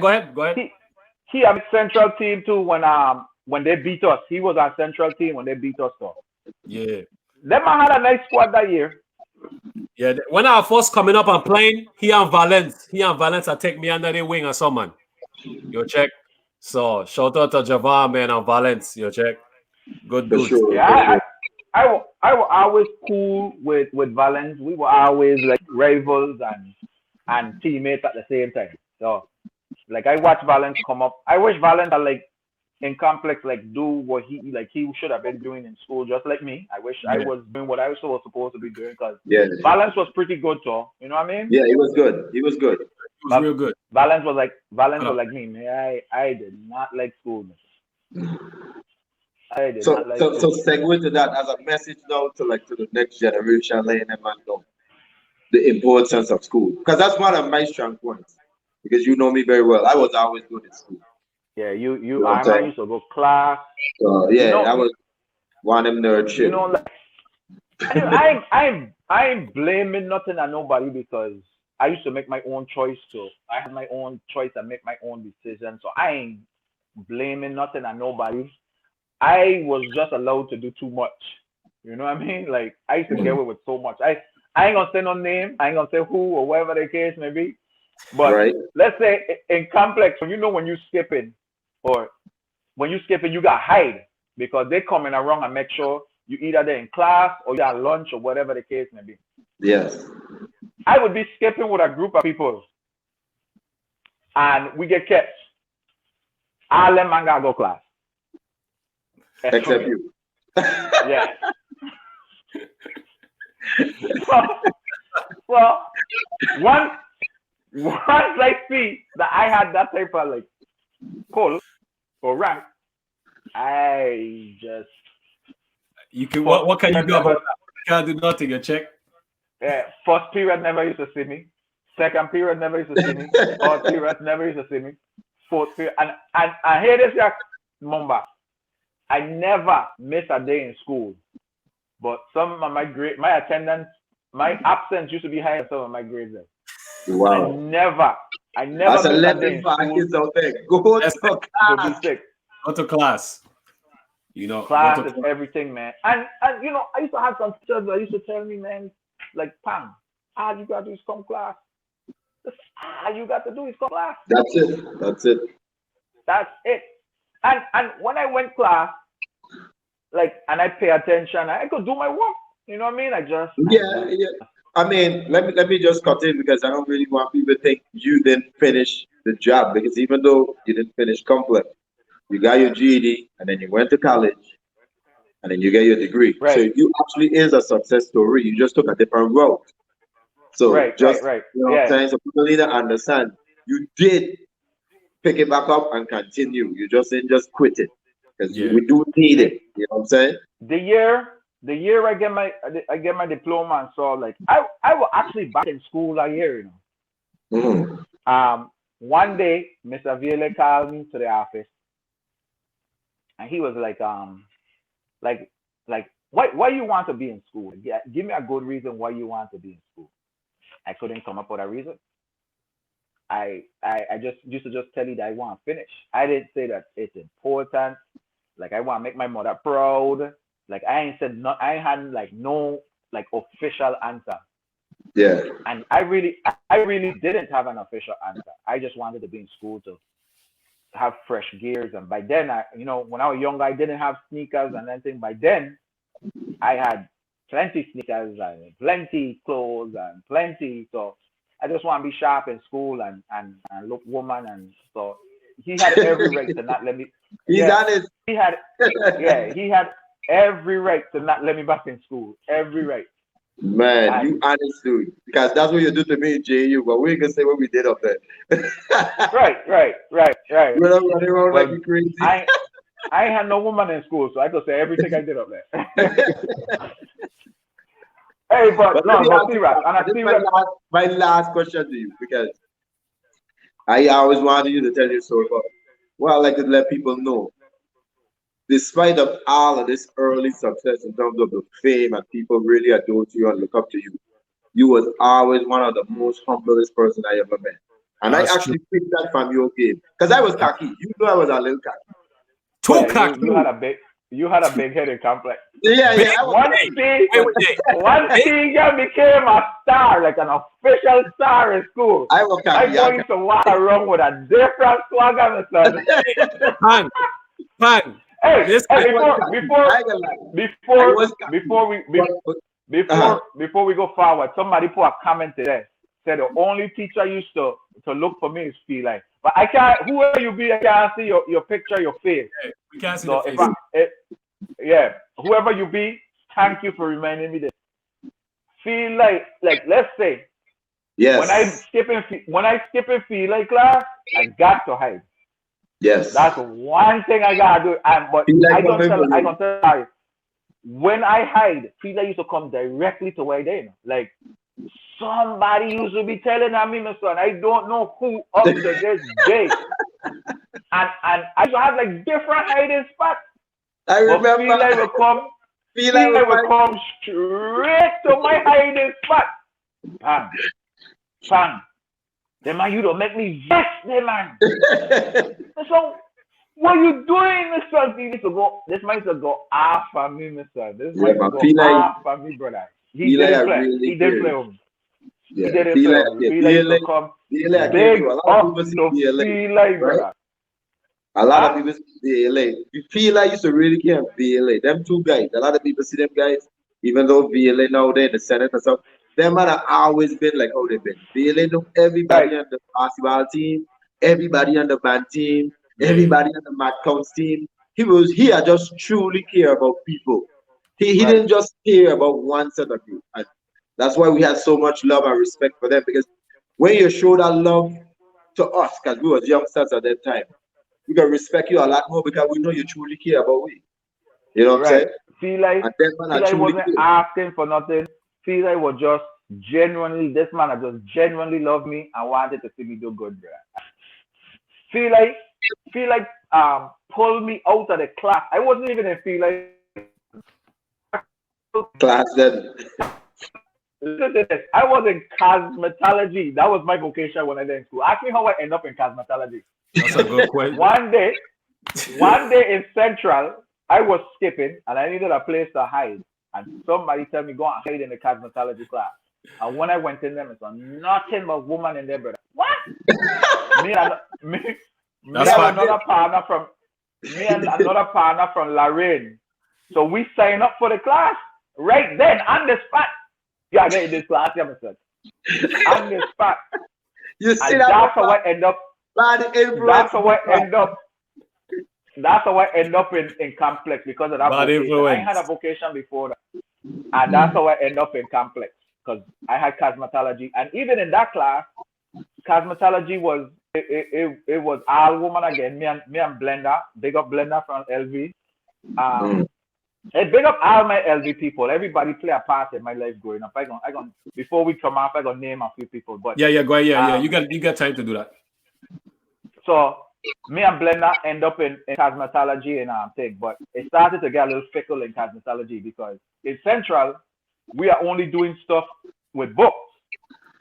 She give you a lesson, we study it, take the test, pass. Bam, bust up the class with an A.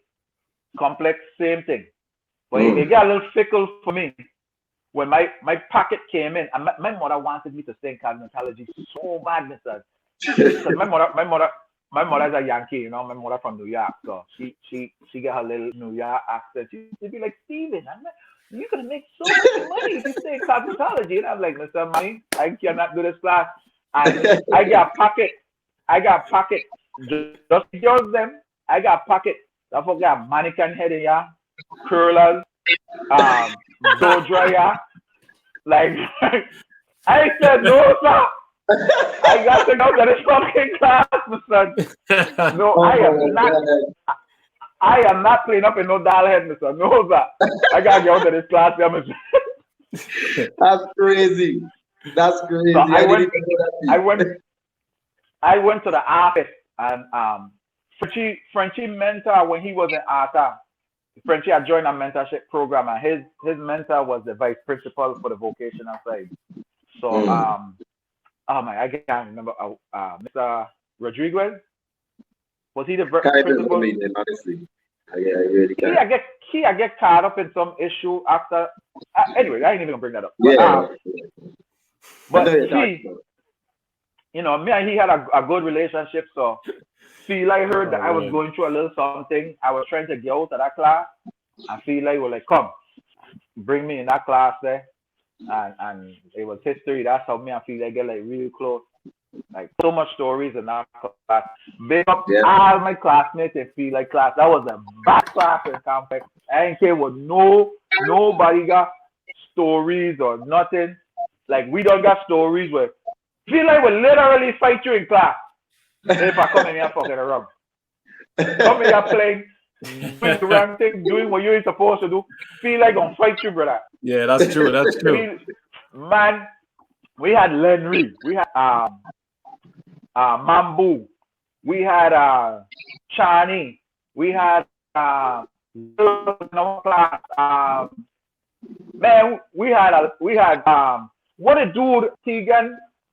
He had like long hair. Oh my God, Christmas was in our class. Both Ishmael and his older brother was in the class. And then they used to learn with another partner. I can't remember his name. He used to drive a nice car to school. So what a real pretty boy in school, man. He had long hair. He had a little buck teeth. Probably the sharpest man in school. I can't remember his name, man. But anyway, he used to deal with Jennifer Williams. Remember Jennifer Williams? You know, in high school, my true love was Spalding and Nike, right? You remember? There ain't much love I had there. It's Spalding and Nike. That's it. Spalding, Nike, and Wilson. All right, well, you like the real Westbrook, but that's true. You were kind of like a late bloomer, like as far as popularity. Like hey, somebody said Sean Smith. Sean, that's his name. Sean Smith. That's his name. Yes, that's his name. He was in the class. I know Sean Smith. You're right. Sean Smith. Stephen was in the class. Stephen was in the class. We had a crazy class, and it was just every day was an interesting day. We feel like I remember feel like had a pep talk with me, like, cause I never used to. I used to be up all night on the phone talking to sometimes my girlfriend, sometimes to other girls. I would stay on the phone all night, Mumba, until it's time to go school. Literally, until it's time to go school. So when it's time to get ready to go to school, I go to sleep. I come to school 12. Oh God! That was fun. Feel like one day, my son. Feel like press me in class, my son, in front of everybody. Feel like, my son, Pang, what the fuck you doing, man? Like, my son, everything you doing now, you could do when you make it, brother. You know what I mean? He went off. So he get mad, he slam all the books on the table, and you know, in the vocation, in the class, the teacher them got office in the class. Yeah. So he on his way going to the office. somebody knocked on his door. It was a girl. Some girl passed a note, and he come back, my son. That even make he more mad, my son. He said, see the fuck I don't be talking about, my son. This the fuck that will keep you right there, my son. And he slammed the note on the fucking desk, my son. And he said, I want you to read this shit in class, my son, so these fans will know what the hell you're going through out there, brother. This is what gonna keep you back. And some secret admirer write me a note saying how it was just, hey, Keegan, every day was an interesting day in crazy. Class, my son. That was Epic. crazy. That is Epic. crazy. Shout out to P-Light. That's what I'm yeah, man. Big up. Yeah, big up P-Light. Really, Big up Chani. Really, Chani Judge. Big up Chani. Big up Young. Big up Young. Young day in the life. Big him up. Young, my brother for life. Yeah, Big Daddy Mumba. Chani Judge is your biggest fan. Yeah. That's your biggest fan. That's my bro. Nobody can say nothing about Mumba Rum Chani, brother. Nobody. Hey, Chani witness my struggle. Chani know how it is. Nobody can say nothing about Mumba Rum Chani, bro. You crazy? That's Chani boy right there, sir. Yeah, man. But anyway, Tiga, your original question was one message I get to the youth them is just school, brother.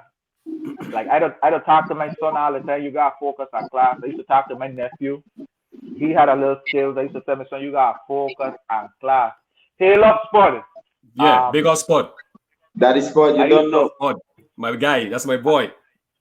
Anybody. I used to anybody that I talked to after I left college and so anybody that I used to talk to, I used to say, man, just school, make school and ball your life when you're that age. School and ball, make that your life. Do your homework. You go work out on your game individually if you don't got practice and then kind of thing. Don't go and play ball. Don't go and goof around. Go and work out on your game serious after your homework. You do your homework first. And then you go work out on your game individually. Find somebody who's willing to take you on and coaching you or whatever the case may be. Them is the two things that I never did growing up. Never work on my game individually. Never. One time in life. It's funny you said that, right? Because that's one of the things that I was going to ask you, because how I saw like both of our games, he was always way better than me in terms of how skillful, you know what I'm saying? But one thing I always noticed, I used to walk out all the time. My mom don't walk out the time, son. And I used to be like, this man don't want to walk out, but he just still so talented. It just make me think like, dude, maybe I need to walk out even more because I need to catch him. And that's one of the things that I wish you are do, because I know if you are walk out the way up, I used to walk out a computer walk out hard.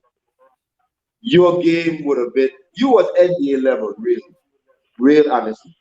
And if you are just walk out and really take the time to put in the time in the game, because also at the highest level, there's a lot of studying with your mind and plays.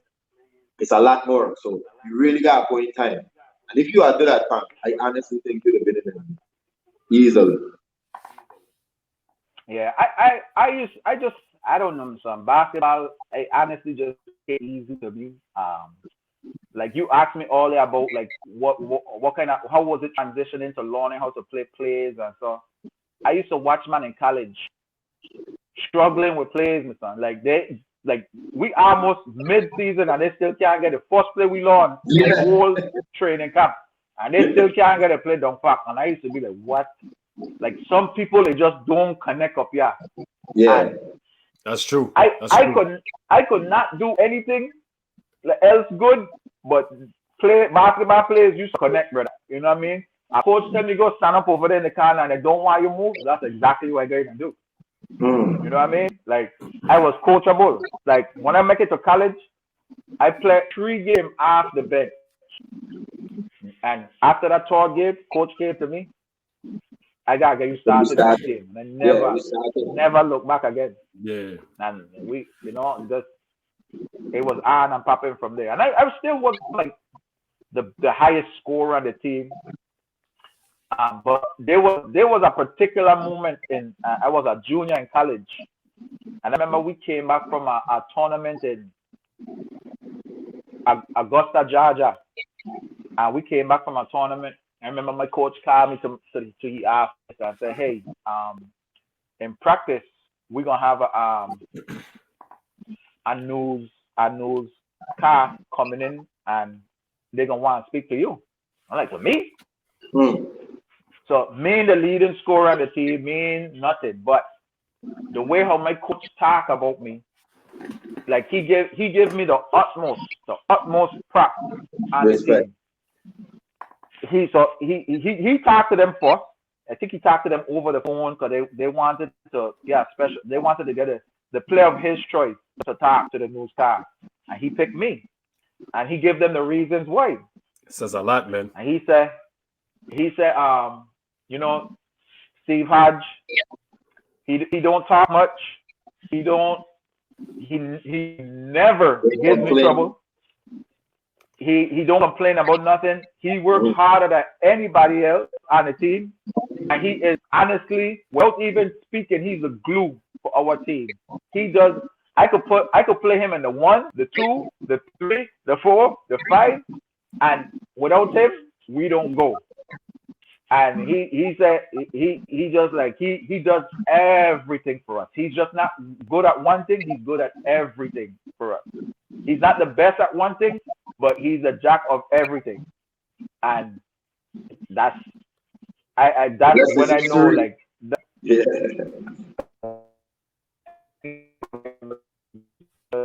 I ain't the top scorer. I ain't nothing. I ain't the number 1 pick on the team or nothing. But he watched me as the most valuable person on the team because I do everything, and that was like the biggest compliment to me.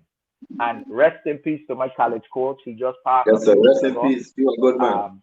Yeah, rest in peace, man. Rest in peace, Coach Harvey. Hey, that man was like a father figure to me. And he really gave me an opportunity and never pressed me. There was one time I ever get like in trouble, and he tried to discipline me. Can you remember Debo? Yeah. So remember when we came back from China, they didn't have any place to keep we. So you remember one time we were staying out in the hotels on the outside? You're kind of breaking up on my end, Mumba. Is it me or you? No, I could hear you good. Okay. I could hear Pang good. You remember when we came back from China, they didn't have any place to keep us in school. So they put a basketball team out in the hotel on the outside. Yes. So one day, me and Debo, we went out the night before and we got practice all in the morning and we sleep in. So we were late to practice. So the coach pulled me to the side. He said, the only reason I got punished you is because you got this fucker over here with you. And I have to punish him. He said, and I have to punish him. So I can't punish him and not punish you. Yeah. So he tells me, so this is what we're gonna do. We got game tomorrow. I ain't gonna not let you play. You're just gonna come in. You're just gonna have to. You're gonna play the first half. You're gonna play the second half. I last maybe about 5 minutes into the game. And then he does insert you. And he come in. Yeah, that's crazy. Debo still didn't come in till the second half. But that's the only time I ever get into anything when he's like at a negative level. Like I sleep in one time late from practice, and from a night of partying. So we used to party a lot in school. That's one thing we did, brother. Is party. But so let me switch it a little back. Let me get some fun facts. Let me get a little cricketer fun fact. What's your top 5 NBA player? Yeah, I want to hear this one. Jordan, number 1. Timmy, number 2. Timmy is one of my favorite players of all time. I just love how he used to play the game, and And I knew Timmy growing up, so I watched his transition from college. I mean, from when all he used to do is just rebound and maybe block shot. That's it. Timmy won like a scorer or nothing. But I watched that transition. So Jordan, Timmy, Kobe, I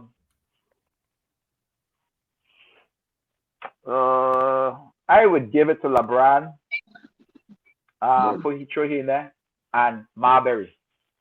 Marbury, nice. What about Marbury? Tegan, do you remember how Iverson Marbury battles in school? I was Iverson and you was Marbury. You could tell me nothing about Marbury, brother. That Marbury was the sweetest guy in college, brother. Can't tell me nothing about this man.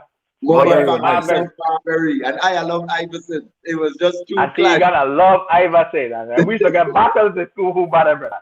Hey, them used to be the days, brother. Marbury was a man to me. So give me your top 5 VI players at all times. Excluding Timmy. Excluding Timmy, yeah, and excluding yourself. Obviously, so, yeah. I gotta start with Tyrone. Like Tyrone was a different animal when I first see the man play. He's a monster. This man was a different animal. Beast. He was fearless. Facts. I see he dropped 63 points on Elena. That same Jomo team you talking about in 3 quarters. And I had to look. I was playing JV that time, and I was like, "Who is this dude?" My son, yeah. This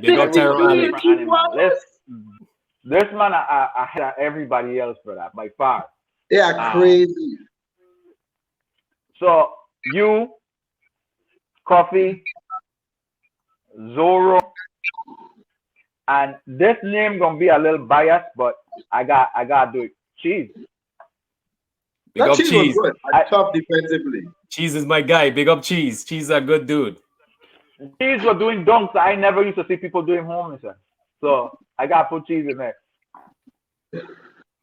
Nice 5. I like that 5. That's a good 5. I like those. I like that 5. I see some woman going in and say, "Don't forget the women legends." Them. You have any famous women? Because back then, even though a lot of people don't know, our woman ball was tough too. You know, with Demore, Marta. Heidi came before us. You know, Heidi was up there, but we had Felicia. Man, you had woman players like Manber. Who's your top 5? I will have to go with Felicia because me and Felicia grew up together. So that's number 1. Felicia is a LV massive. Big up LV for life. So Felicia, I never see Heidi play back. I just hear stories. So I don't know. But I gonna go with the story. So I gonna throw Heidi in there because the stories all of them amazing stories. Yeah, scoring 100 points. That's what she is. Yeah. D-Moore was a beast. Very good shooter. D-Moore didn't play like a girl. No. She played like a man. I gonna go at a girl. Mumba, you gonna know she. Corliss. Yeah. Corliss was a beast at Mumba. Yeah, that's Papito's sister, Craig Papito. Yeah. Sister, yeah, Corliss, yeah. Corliss was a beast at her. She used to have some. She used to be on the court in her Jerry calls. She was a beast at her. So how much I named her? Felicia, Heidi. You need one more. You got Wilma, you got Monique, you got Monica, you got a couple that you could point to. Yeah, couple still, and you still got my Rock too. Because remember, Rock still had some girls too. I'm gonna go with Monica. Well, so you want me to name Rock people too, or just? Well, it's VI. So yeah, you could name whoever your favorite, your top 5, your favorite. Well, Felicia used to go up against a girl. I think her last name was Lindquist. Not only that she was fine as hell, but that's a different subject. But so I'm not a badminton. So she's an honorable mention because she's from Rock. So I don't just name to encourage her. Yeah. Because I don't know rack players, the women them that Enough good to to like really really know. name I them. catch you. But I gonna just stick to the crew. So Corliss, Felicia, Monica, B More, and Piety. And Piety. Okay. Martha, I see somebody do Martha. Yeah, Martha will just go to. Wilma wasn't like offensively like she used to get points, but Wilma was a dog on defense. yeah, just a defensive man. Yeah, she was bull strong. Yes. She was bull strong. So that's my You know what? I got mentioned somebody too. I got Natasha Pickering. Somebody push you in there. Somebody threw her name in there. Yeah. That was her name. I just did. Yeah. My son, that girl was bad, brother. She and Felicia used to go head to head. But I gonna throw Pauline in there. Okay. Pauline will go to. Yes. And she was a defensive D-man too. Yeah. So I gonna throw Pauline in there. And that was my girl's team. So let me ask you, 6 plus. because you came home and see the talent we got now, and it's an obviously big gap in terms of talent, to say the least. What you would like to tell the BI community, especially St. Croix, how we can get back to that talented era we had? Because right now, what I see, because I being a coach, all the best players them just keep going on the same team, and they just beating down on the weak link, and it's no competition. They don't have the passion for competition like how we did. Me and you play a complex together, but when we play Manly, we was on separate team. We wanted to compete against each other. You don't have that type of feeling. Can you kind of express to these man how will that help your game and how important the competition is for you to get to the next level? I gotta go and get my charger. Okay. Yeah. Go ahead. You get time, man. You get time. So basketball, I always gonna start with the adults. You gotta get people that care, you know. Facts. You gotta get people that care about the youth them and like the right type of people. You know, we had like growing up, we had a lot of people like really looking out for we. That just put in the right position. We had people like Bo and I coach them at the time. Like when I was in Arthur, we had coaches like Mr. Moore. I had coaches like Mr. Hobson. Like we just had people that used to look out for we and make sure that we were out there. Like when they realized that we got less skill, they used to talk to me back then.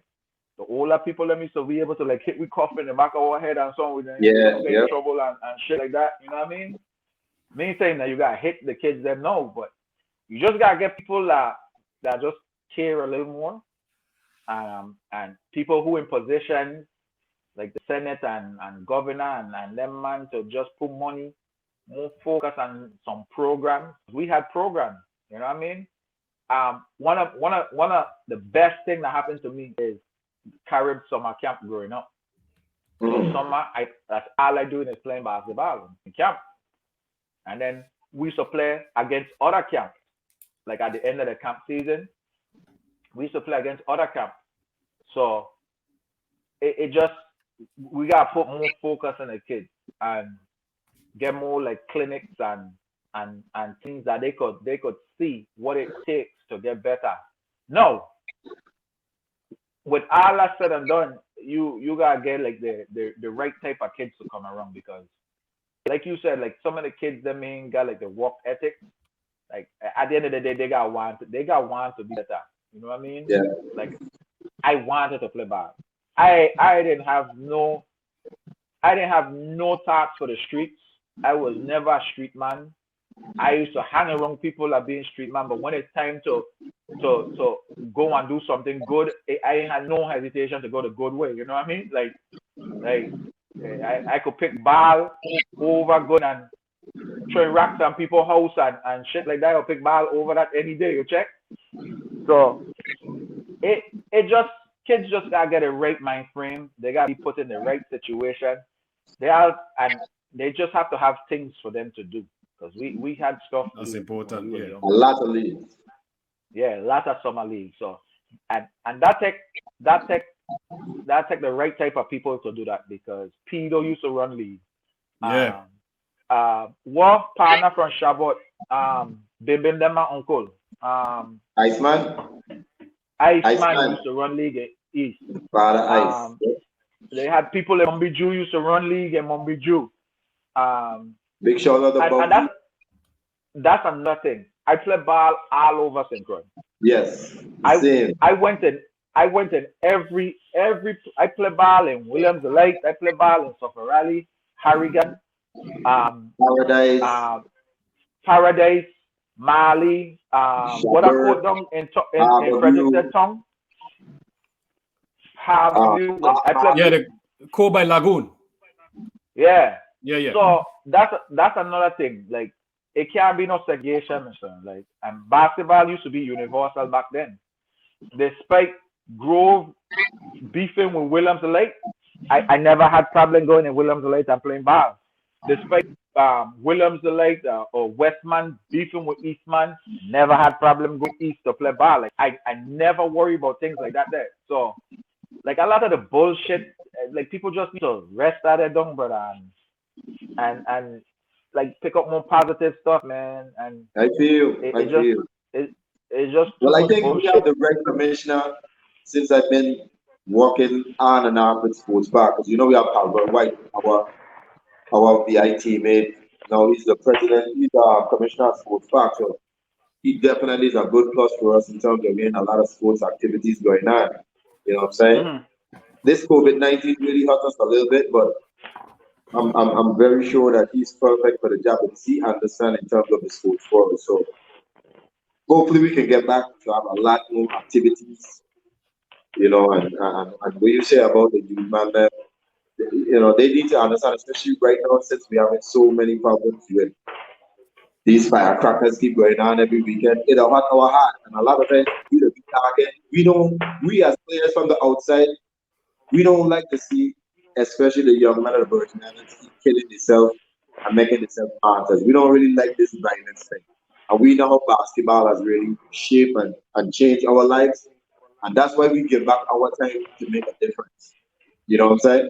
And we know this thing. Yeah. We know ball help because look at where we are today. So we know this thing works. We just need the opportunity to keep doing it. Yeah, that's what it is, man. I think that's the most important thing to keep the violence away is just having a bunch of the different summer leagues and even little league, man. Because when you were growing up and playing, man, you had teammates and stuff, and you play against a bunch of people. You check, and you develop that rivalry, but you develop that brotherhood and that friendship. That you end up going to like Arta and Elena Woods and all the middle school and then Complex and Central, and then you end up being on the same team. But that's the big thing, man. Sports will teach you to have that brotherhood, man. Where it teach you to like love one another, understand, but respect each other. You will still look to fight, but it's because you care so much about the game and about winning and competition. But it will never pass to that point where you try to take another person's life. You check what I'm saying? And I think that's the most important thing about sports. And I think it all starts with it's just getting a bunch of summer leagues, man. Getting summer leagues and provided for the youth, them giving them a chance to play and travel to the different location and playing, man. I think that's the most important thing. You check, and the thing about sports is you got a chance to get free education and stuff like that, man. It helps you to see the wall. It's so much stuff you could do with sports, man. That's the big thing. So I think with summer league. Let me tell you something, Mumba. Yeah, go ahead. Because you know this too. Because I was fortunate enough, me and Coffee, obviously Timmy at the highest level, we was fortunate enough that we was few to actually kind of make it out of that big talented group and be professional. You know what I'm saying? And make good money from playing, right? But what I tell people all the time, when I go to all these different countries, and I've played in almost every country in the world, I see 10 times better players in the Virgin Islands than what I play with. Right. So I know if we had the opportunity to really grab our talent at home and have our own professional league and stuff like that, we would be producing hits and hits. It won't just be one Tim Duncan or one Tyrone Allen. It would have just been hits and hits and waves and waves and waves of player. Because I see it with my eyes. Right. And a lot of times a lot of times, like when we was on the national team, like our national team, we would get like so-called considered star players. Now I won't say so-called. That man is star in their own right, but then I say so-called because a lot of them used to behave like it. You know what I mean? They know they're out there playing professional ball, and they don't kind of give like a hard time. You know what I mean? Like I could never give a hard time to play national team. Whether I just love playing for the team, and then so some of them trips we used to go with people. I like we used to just scramble up people to go, like really. And when we go there, we hold our own. So that's a testament of what Keegan just said. Like the Virgin Islands got some dogs, brother. And with 2 weeks practice, man. 2 weeks. Yeah, with like 2 weeks practice playing against teams that practice in months. Them man staying in fancy hotels. Them man got bus, like they got everything set up for them. And we got like next to nothing to work with. And we as players, they just come together, regardless of who see them recruit. We come together as players and we just go out there and represent. I used to just love how we used to represent out there. No matter if we get blown out or it's a close game, we playing just as hard in every game. Yes. It don't matter. And it just we had that pride. We definitely got some dogs in the Virgin Islands, and we just need to keep them dogs breeding, and instead of sending with players, some of the best players to go Babylon and play ball, we need to come up with programs where we can't teach them what the Babylon people are teach them. You know what I mean? Yeah. Try and get some of them same contacts that you get. Instead of sending them to go play high school ball up there, talk to some of them same contacts to get tournaments, get invited to tournaments and stuff. Like what we did when we were in school, when we went Alabama, when we went Milwaukee, when we went Chicago, you know, them type of trips there. You know, we like I don't hear I doing like the Virgin Islands doing them things anymore. How much time a year I had to go Rico?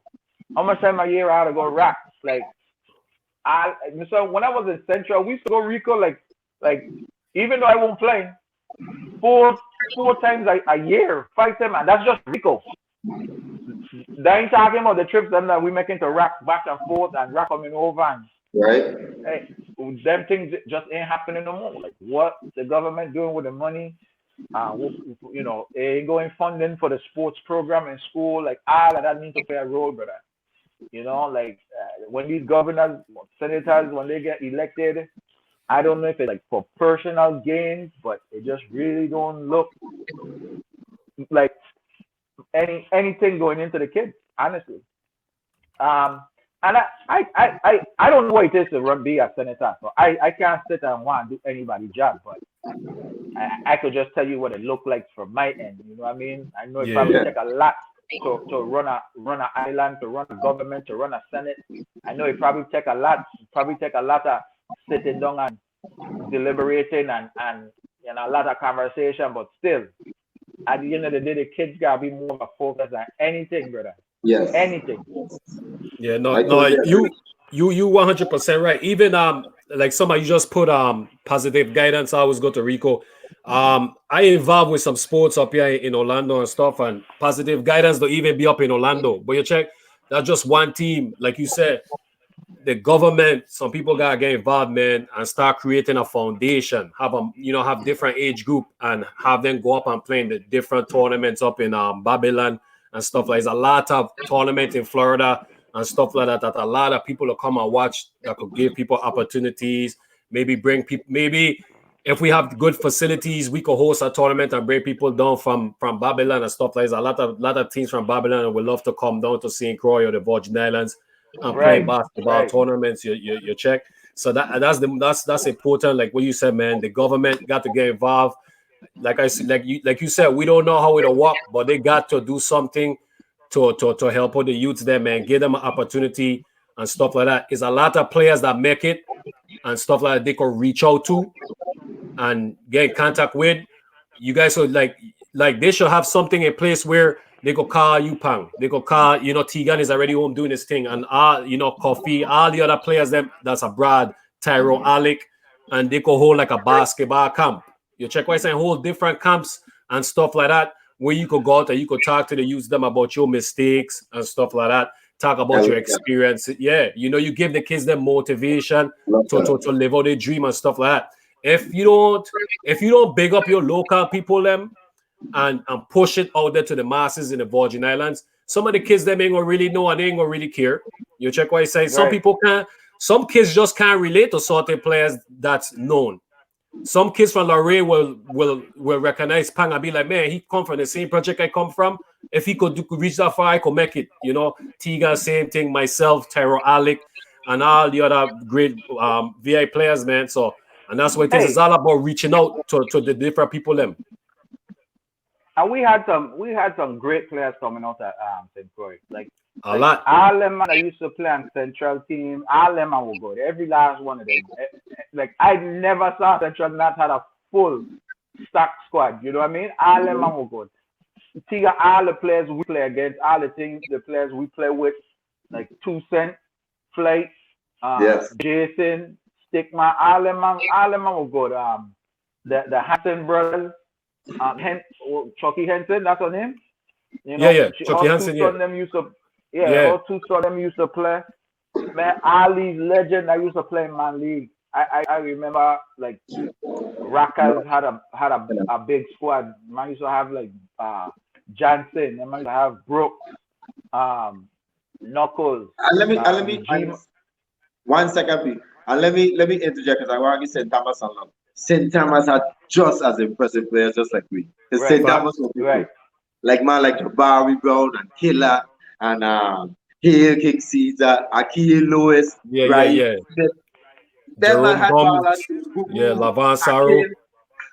These man had players. So the whole Virgin Islands as a whole, they had good coaches like CB, who used to be the coach who took me to Milwaukee and Chicago.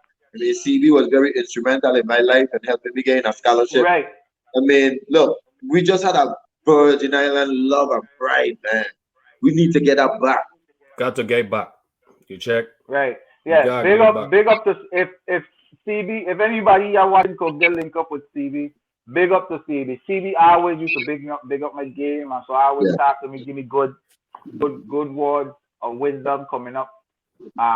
He used to hang with another partner, Tegan, a bald head partner. I think his name was Jarvis too. Yes, Jarvis. He's still in big up to Ireland, man. They used to look out for we coming up, take me to Milwaukee. We had a good time in Milwaukee, even though our trip ended short. We had a big fight up there. Hey, big up to Basic too, man. Hey, big up Basic too, man. Basic, big him up. He doing a lot, and people put in the chat, he doing a lot with positive guidance and stuff like that. And he always been doing it from since I've been playing from a youth and stuff like that. And I think if he could get more support and more people could help out, even helping out Tegan, you be running the free basketball camps and stuff like that too. Me and Basic work together hand in hand. I work with, as a person like this, and just like Pang said, when we were growing up, so many adults care about our development. It didn't matter what school we go. Hey, I was not the I keep talking. I'm gonna take a quick match break. I'm coming right back. Yeah, you good. So I used to play with Complex, right? But I used to play one-on-one every summer with Mom. A lot of people ain't done. Yeah. Because Bob wanted my game to get better. That's why I like to play so much one-on-one. So it's like so many people care about your game. And the same thing with CB. CB will call me and give me pointers. And he there in St. Thomas. It wasn't about your school. It wasn't about, okay, you play for this team or that team. You representing we want to see you make it, we go put in the time. And I just take that same mentality. It don't matter what school you go to. I coach Complex, but I also work with free will players. I work with central players. I work with players from RAC. It don't matter because it's just about getting the talent to the next level. That's all it's about. We need more people to care about this thing, man. That's true, man. Because you got to think about it. If the more people you reach out to and the more people you help, and the more people you send off to get an experience and they come back, it's a trickle down effect. It's just more and more and more and more gonna help. And everybody at the end, in the end, everybody gonna win. Everybody gonna win. And it's all about building a foundation and just letting it grow, like you said, man. Like I said, man, they need to help you out more. They need to help base you up more. I see Tyro Alex shouting out a lot of legends out there. They need to help all them and reach out to Bow and Zorro and Choices Tyro Alex. Basketball Association. Somebody that represented as Yeah. a non-profit association. I started in 2005 when I ran the man lead, and then now I'm doing the kids leads them now in St. Croix. Yeah. And so I have great help with sports park and recreation. Hopefully after this COVID-19 thing pass, we'll get back to normal and we keep putting these things out. Yeah, keep pointing it out. Because if you think about it, if you get you yourself, you get, I know you talk about Cowboy White, you get Tyro Alec, you get Zorro and Coffee, and a lot of men that went to college and experienced basketball on a greater scale and a global scale. Yes. Think about all the information that all you guys retained that you guys could pass down to the youths that you didn't know when they was that age, when you was that age. Your check, it's just so much that could be brought to the table and stuff. Your check. So I think if they just do that, man, it'll be good. Let me get Punk back in right now. Here's a thing that I think we're missing right now. Boom. We need a facility. We are everything we do is through the schools, and it's a hassle to do a lot of things through the schools. We need a public facility where we can do our sports, whether it be volleyball, basketball, whatever. We badly need our infrastructure. A lot of times we say, yeah, we're in the U.S. and we U.S. territory, but me and Pang, no, we go to all of these different South American countries, whether it be Panama, Venezuela, I've been to Colombia and Paraguay. You don't want to see these man facilities. They might be third world in our eyes, but they ain't third world, man. No, they get great facilities. And we don't have money. So what I say about they got like facilities in every corner. Honestly, as poor as these countries, they got gyms at every corner, man. It's true. So we have to get serious in terms of in the Virgin Islands. If we really want to develop our sport the way it should be, we need to start putting into it. And like you say, our leaders them need to understand it. I always just say, look, the worst thing in the world is to know you have something and don't understand what it is all about. And that's what the Virgin Islands is about. Everybody recognize we got raw talent. And even though we recognize it, we ain't doing nothing to refine it so it can turn into oil, gas, real gold, diamond. We got to put in the things them to make it great. We can't just say, okay, we get one Tim Duncan and stop. It don't stop there. We got many more. But we got to put in the work, man. And that's what it is. We just ain't gay. And until we do that, until we do that, then our talent can just be there. Because at the end of the rainbow, as much as we are love to play, we had something to gain at the end of the rainbow. Now, just playing, win trophy, and nothing for it. It don't mean nothing. We have to start letting the kids them know, hey, at the end of the rainbow, this is your opportunity. Free education, scholarship here, opportunity to go and play professional here. Start our own semi-pro professional league. Here's an opportunity for you to play at home. We can do it. We can do it. You can definitely do it, man. No, it's true, man. And I think if you get a facility, man, you could host tournaments, you could host certain games. It's gonna bring more money, it's gonna bring more job opportunities for people and stuff like that. And everybody gonna win. Everybody gonna win, man. Right there. Sports tourism at its best. Yeah, man. Everybody gonna win. Everybody gonna win. So, hopefully, we hopefully something change eventually, as time go on and stuff like that, man. So I got go ahead.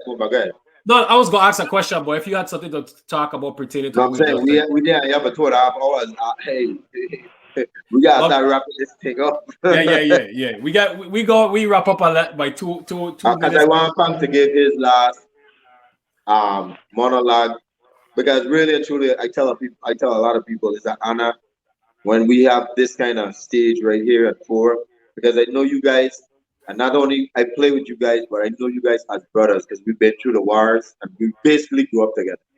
And the fact that now the Virgin Islands as a whole can get to put a face to the greatness and the legend, which is Beanie Man. You don't even know how good I feel. I can talk all day. I know, Okay? I know, But I I can know. do it. Hey, that's why I got you on. Yeah, that's why I come for you. Well, it's just an honor, you know what I'm saying? I am so humble with this because I wanted to let people know. Because look, even though I was cocky and stuff like that, I always give respect to game and game recognize game. And I always Facts. tell people, as great as they think I am now, they had a man way better than me. And when they ask me, I say Pang. And they'll be like, well, who is this Pang? Where you play? What professional team? It had nothing to do with that. I'm trying to tell you, when he was playing, I was a fan of the coach. I can remember to this day, Pang went for a dunk and the Dorican went down. I think it was Killer. You remember this Pang? And he went for a left to win the game. And out of nowhere, you just see a big left hand blocking that shot to win the game. Hey, we talk about that there. We talk about that there in the court today. He just dunked the ball on one end. And it was a fast break. And Killer was going in for a dunk.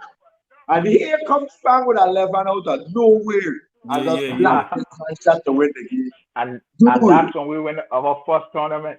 Yeah. Our first complex tournament. You that's can't. The first complex tournament we win. That day is a will. That day is something inside of you like, dude, let me just give this man a ball and just clap. Yeah. Your ass is was ridiculous. No man. Hey. Go ahead, Pang.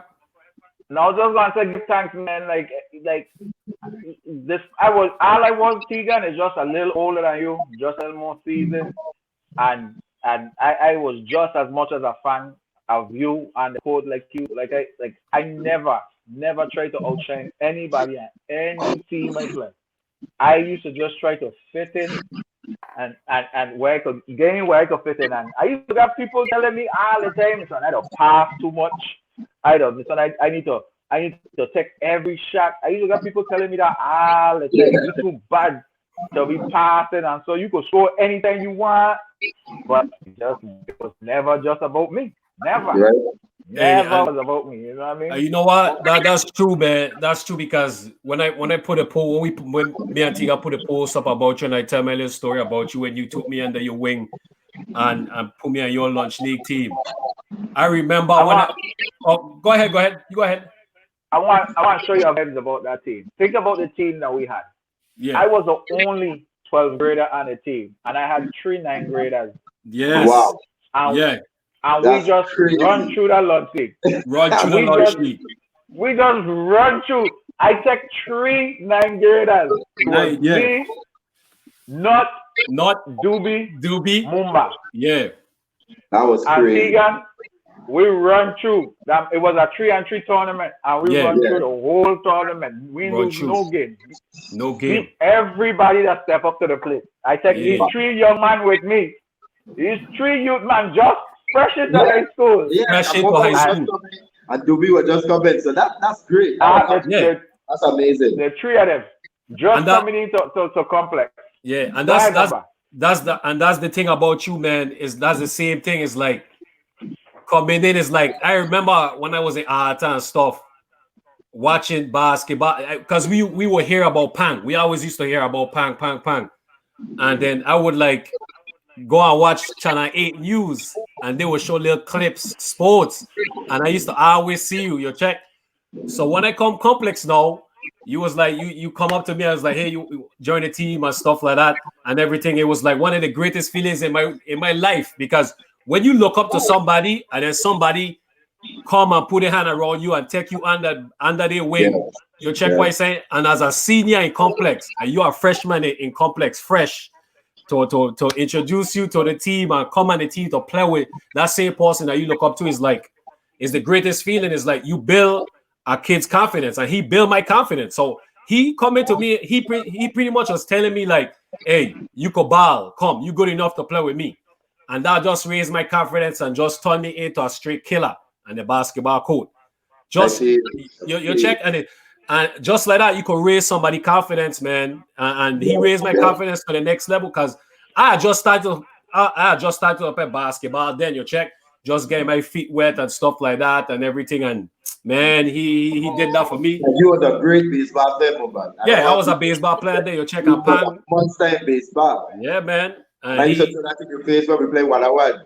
So come back and play baseball and leave basketball for real. Yeah, man, but that was like, just like underneath your skin. yeah, I know, but that could work. No, but but for it, like I forever grateful for Pang for that, man. You know, and that's and you know what's crazy?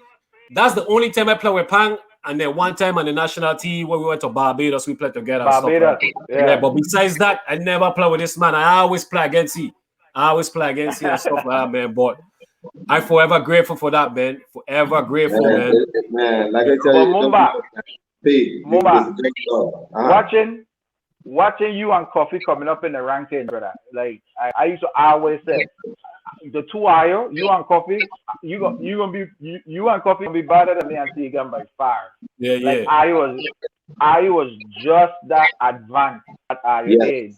It's true. When I come on the scene, brother, I was way more advanced than we when I come on the scene. Yeah. And I used to just love watching the man play, brother. I used to love watching Coffee play. Now I always gravitate to Coffee a little more because I used to learn with Coffee big brother them and so. Yeah. I used to gravitate to Coffee a little more, but it was just knowing. You might not have known, but I watching you playing from since you playing ball at Arthur. So that's why when you come up in school, I don't know. Like when the man start up and big up on a Barbados trip, Tyrone. Hey. Yes, Tyrone. That was a fun trip. Hey, by the way, Tyrone. Tyrone Alec was my roommate. Yeah, he and Andy. Yeah, Andy Hall. Andy Hall, Tyrone Alec, and Jaja Richards. That was my roommate. So, wait, Pam, I didn't make that trip because I just said, but I hear the story about Rick. That you call Rick room as a Jamaican, and I will play Jamaica the next day. What your last story?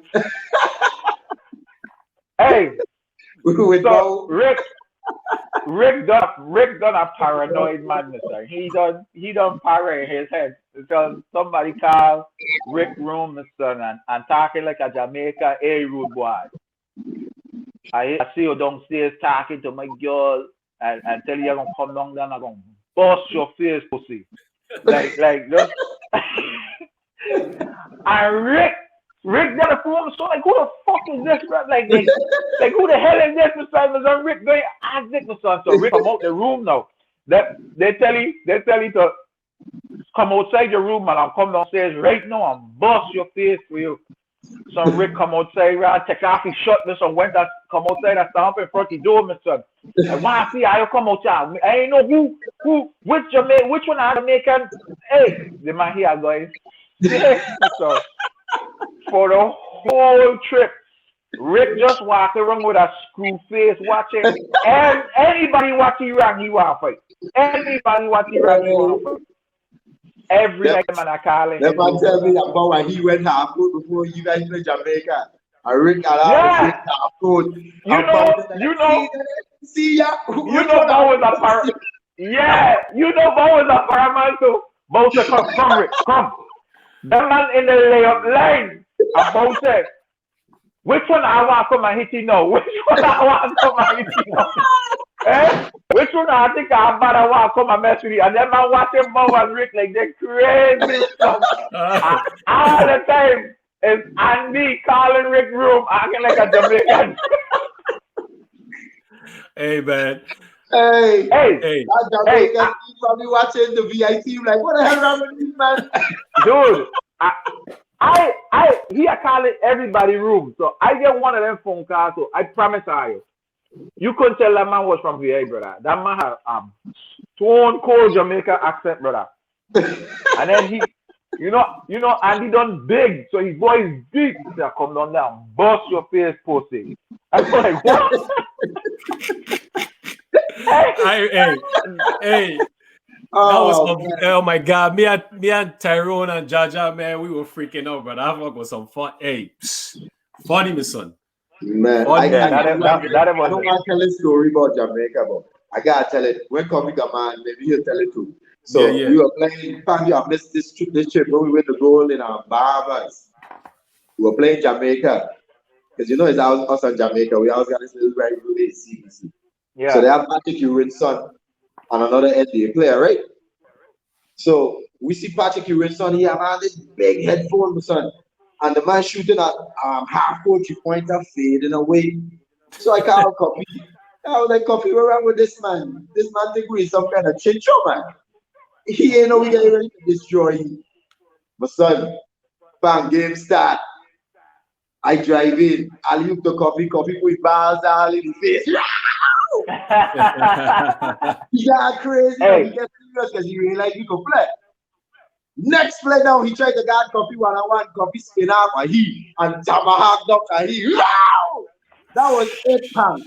We beat Jamaica by 30. He was so hot. Coffee destroyed this man, brother. I said, man, you could imagine. NBA, You could imagine if Coffee being like a flashy player, like a flamboyant player, like a stud. Coffee don't play like a stud, but he don't play like a stud. Yeah, he don't. Yeah. He just play silently. Yeah. Right. Yeah. Right. You know, imagine if that man like really used to like talk trash and the son. Yeah. If he had that grimy type of attitude that come on the court, I come in to kill you. I just come in to destroy you. Coffee destroyed Patrick Ewing's son so bad, right? After the game, people were asking, who the hell they in the NBA? He or Coffee. That's how bad Coffee destroyed this man. Yeah. But I never pay attention to that, because people used to want to say like things about Coffee, Coffee quiet and Coffee ain't gonna really talk up for himself. But the man, you will never understand how bad that do be until you play against him. Yes. Never. You'll never realize how strong he be, how fast he be, as slow as he don't move. Coffee he got quick first step. He got a little sneaky handle. Yes. You never let him take off first. And he can shoot. And he can shoot. And he can shoot. And you never let Coffee take off before you. Because you get them will get to your head. You will get to your head. Yeah, that's true. Coffee That's true. Stupid hat. We're gonna try and get Jan for next week Sunday. He running from me, but I bring him bunkers and he coming. Coffee has to come on. That's the same old story, Coffee.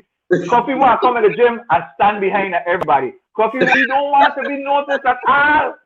He want the spotlight at all. But once the man lays it up, it's a wrap. Yeah. I don't see Coffee abuse Al Horford, brother. I see Coffee abuse Young Min, Yi Jingling, like all them man in China. Balling for help. Coffee.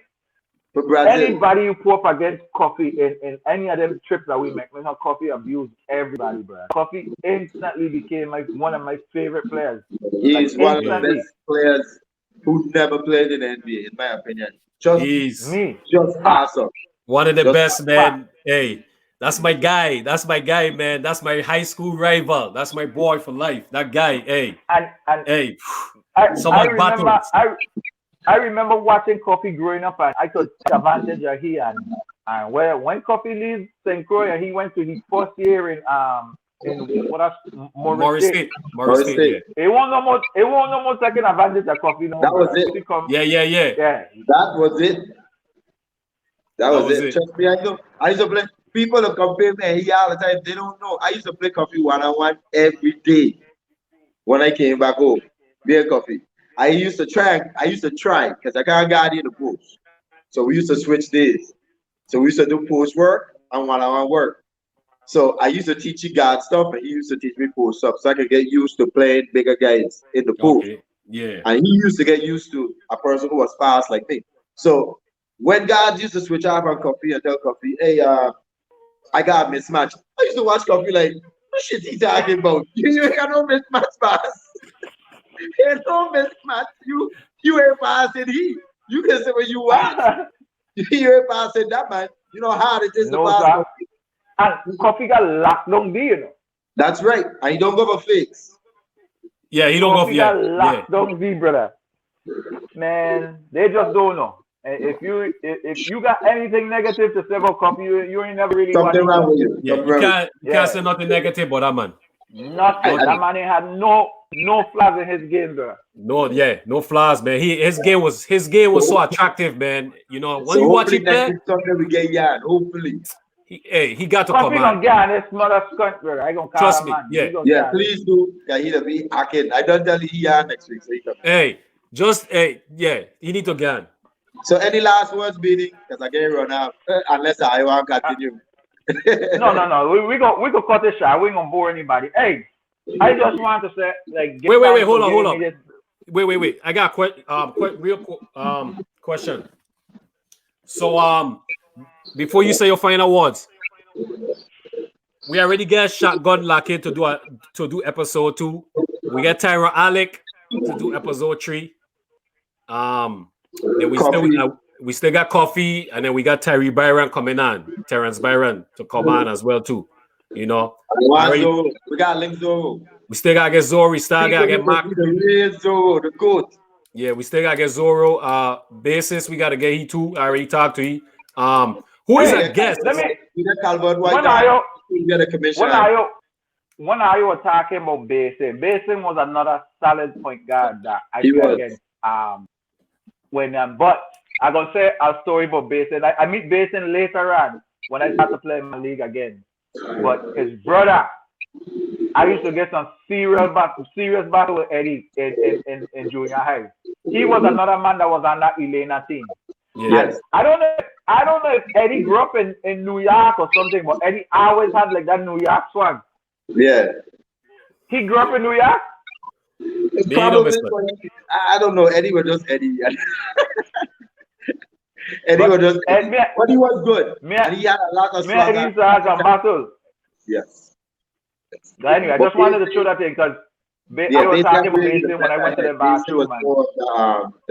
That thankful point guy. Yeah, he was like a Stockton or a Mark Price or one of them type of point guys. Yeah. But yeah, man, I'm looking forward to see everybody interview, man. Like, yeah. Alex and even the two Ayo. I can't wait till I get a little interview going on. Yeah. People. We're gonna be last. Definitely not last, but we're gonna be there.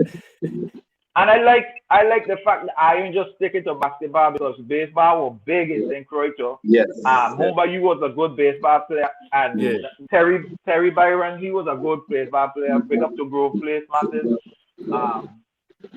I just looking forward. I love the fact that I put this here together because it really, really, really got put some spotlights and tell some stories and that we never hear about before, things that people may never know that what we used to go through at the time, like coming up. Yeah. And storytelling is always good, especially in these quarantine times. You have to see how much success the last man had. I think platforms like this is just like people. This is better than watching TV sometimes. Honestly. Right? No, it's true. Real life story, real life, true, honest, true story. So it's perfectly well said. Yeah. So what? Hey, quick question. Besides the guests them that we name, who is one guest you would like us to get on the platform? Whoever you would like.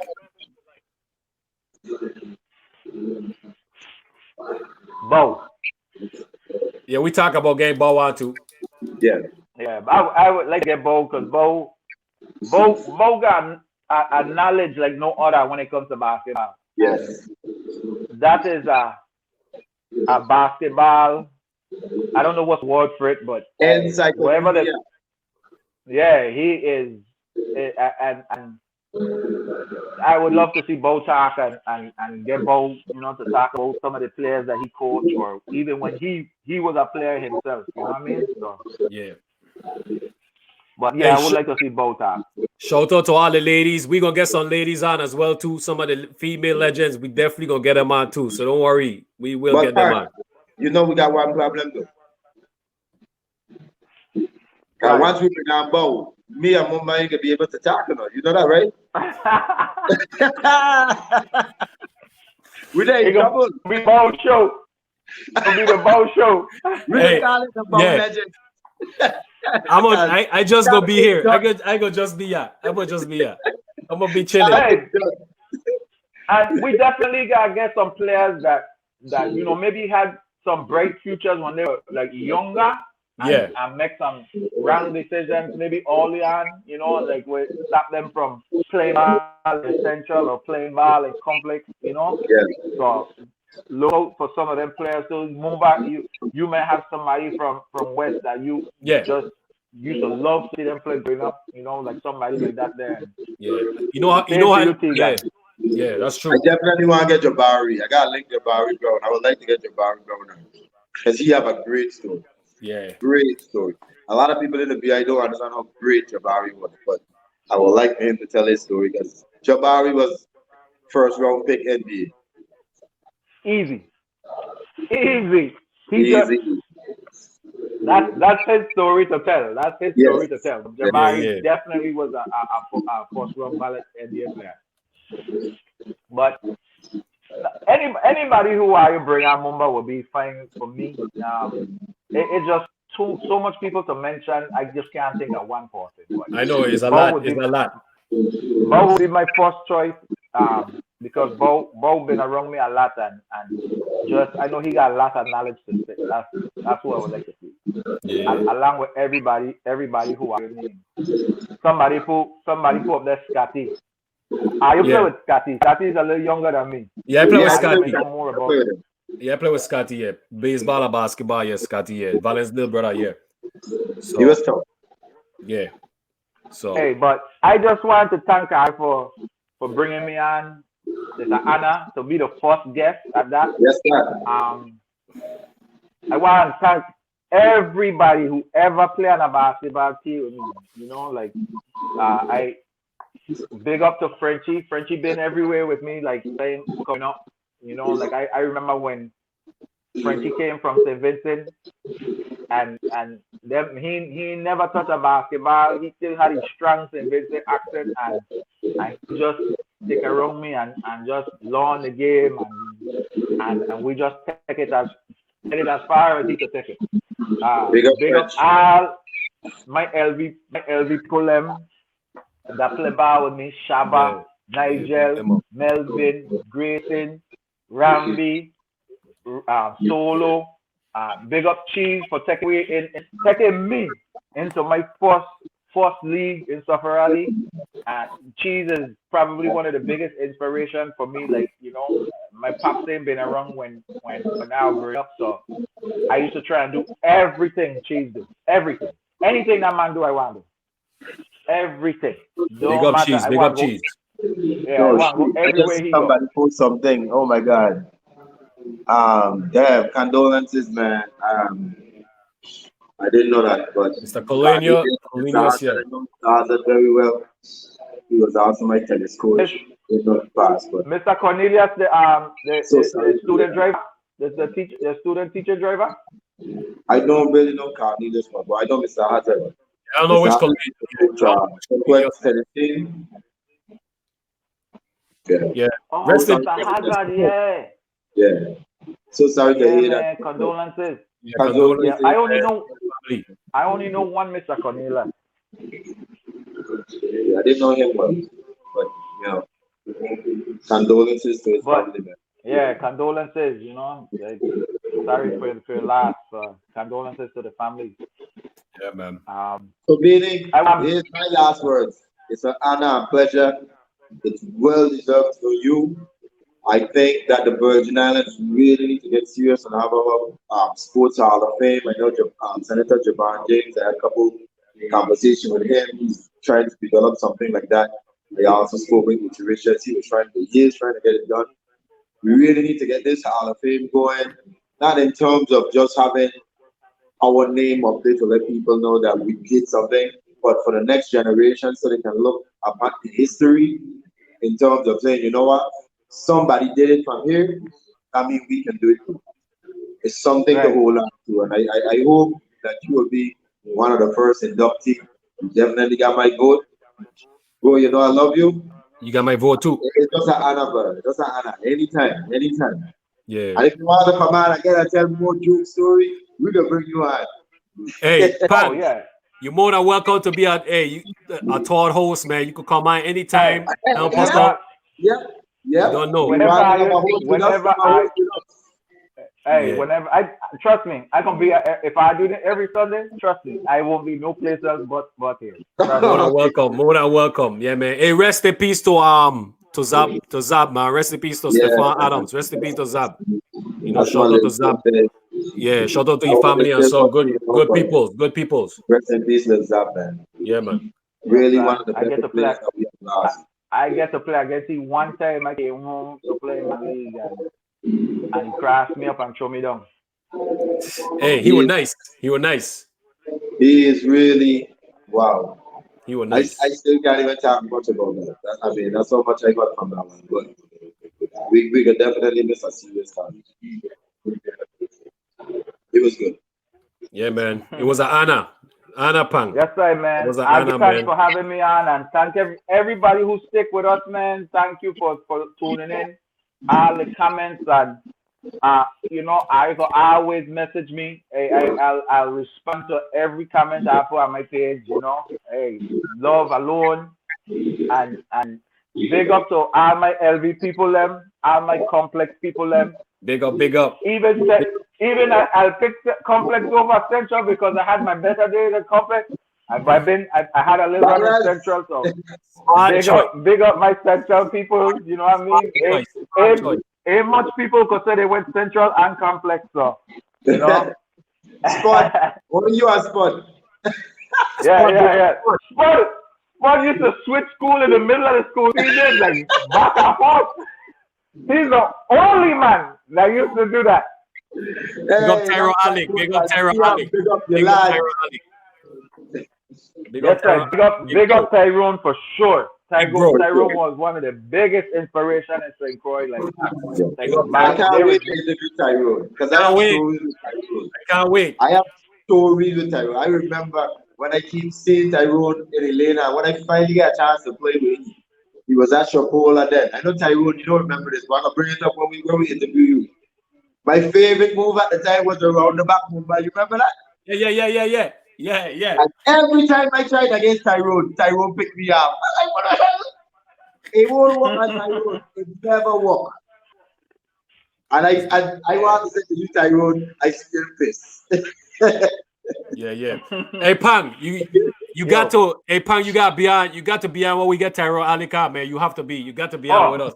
Yeah. I tell her I'm gonna be on every Sunday. That gonna be a legendary moment, man. Whether you invite me as a guest host, I send you the invite. No. You're gonna be a guest host. You got to be there. You got to. We need that liveliness. Because the reason is because it's 3 generations, man. You got you, then you get Tiga, then you get me. That he really inspired and had an impact on our lives. You check, so it's important for you to be there. You check, and then he gonna tell his stories of who inspired he. Yeah, for sure. That's what I want to hear. Who inspired me too. He. Yeah. Well, definitely give thanks, man. Yeah, give thanks, man. Big up to the VI Massive, everybody that tune in and stay on with us, man. Thanks everybody. You got to keep this going. Yeah, thanks to everybody, man. Appreciate it. It won't be able to keep going if I don't tune in. So I tune in. So facts. Hey, but bless, man. I enjoy the rest of the evening. We'll talk about, talk about how we all went and we go from there. Yeah, give thanks, man. Bless. Love all you, man. Love all. Be safe. Love alone. Tiga, be safe. Love alone. Tiga, when you get time, hit me. Hey, Tiga, if you get time, hit me later or hit me tomorrow. Okay. Yeah. I'm going to do tomorrow because you're taking too much of my time today. I got you, though. Don't worry. All right. Tell everybody I apologize. I love bro. When I apologize. Remember I show you Ian? Yeah. You want me to put Ian on the left? Come. Yeah. Okay, good. Man, he can bougie now. He can bougie. It's all good, Ian. Yeah. All right, man. I'll be safe. Take it easy. Yeah, one love. Be easy. One love. Yeah, man. All right, Tegan. So we have like